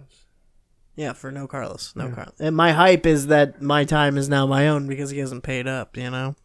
This contract's going to drag out forever. My hype is for Monster Hunter World. Ooh. I've decided I'm going to jump back into it. Really? It's been too long. Really? Dude, I was so into that game for like It's months so when good. it came out. It's so good. And I got nothing, I don't really have anything pressing going on. I'm about to finish Dying Light, I think, so. Is your weapon of choice? I switch back and forth between the greatsword and the katana, the wow. longsword. I really like both of those. Very cool. Very cool. The lance, man. Yeah, the lances are cool too. Focus, They're guys, all focus. cool. They're Stay all cool focused. weapons. We're so close. I never really got into the bug glaive. My sweat is for. I'm just gonna fucking say I'm taking summer classes and like I'm taking 2 summer courses, and everybody I talk to, they're like, you're taking a course over the summer. I'm like, yeah, I'm taking 2, and they're like, oh, what? Like, apparently I fucked up. Like, nobody takes more than 1 class over the summer, and nobody takes a math class over the summer. So I'm the fucking idiot. Which yes, I am. It sucks. My thank you for the week goes to Mr. Green Toast. He actually sent me a gift copy on Steam of Killing Floor 2, which is like a co-op kind of Killing Left Floor 4 game. Dead, I don't really know anything about it, but I just woke up and was like, oh, hey, you got a gift on Steam from Mr. Green Toast. You got to fucking cut it out, man.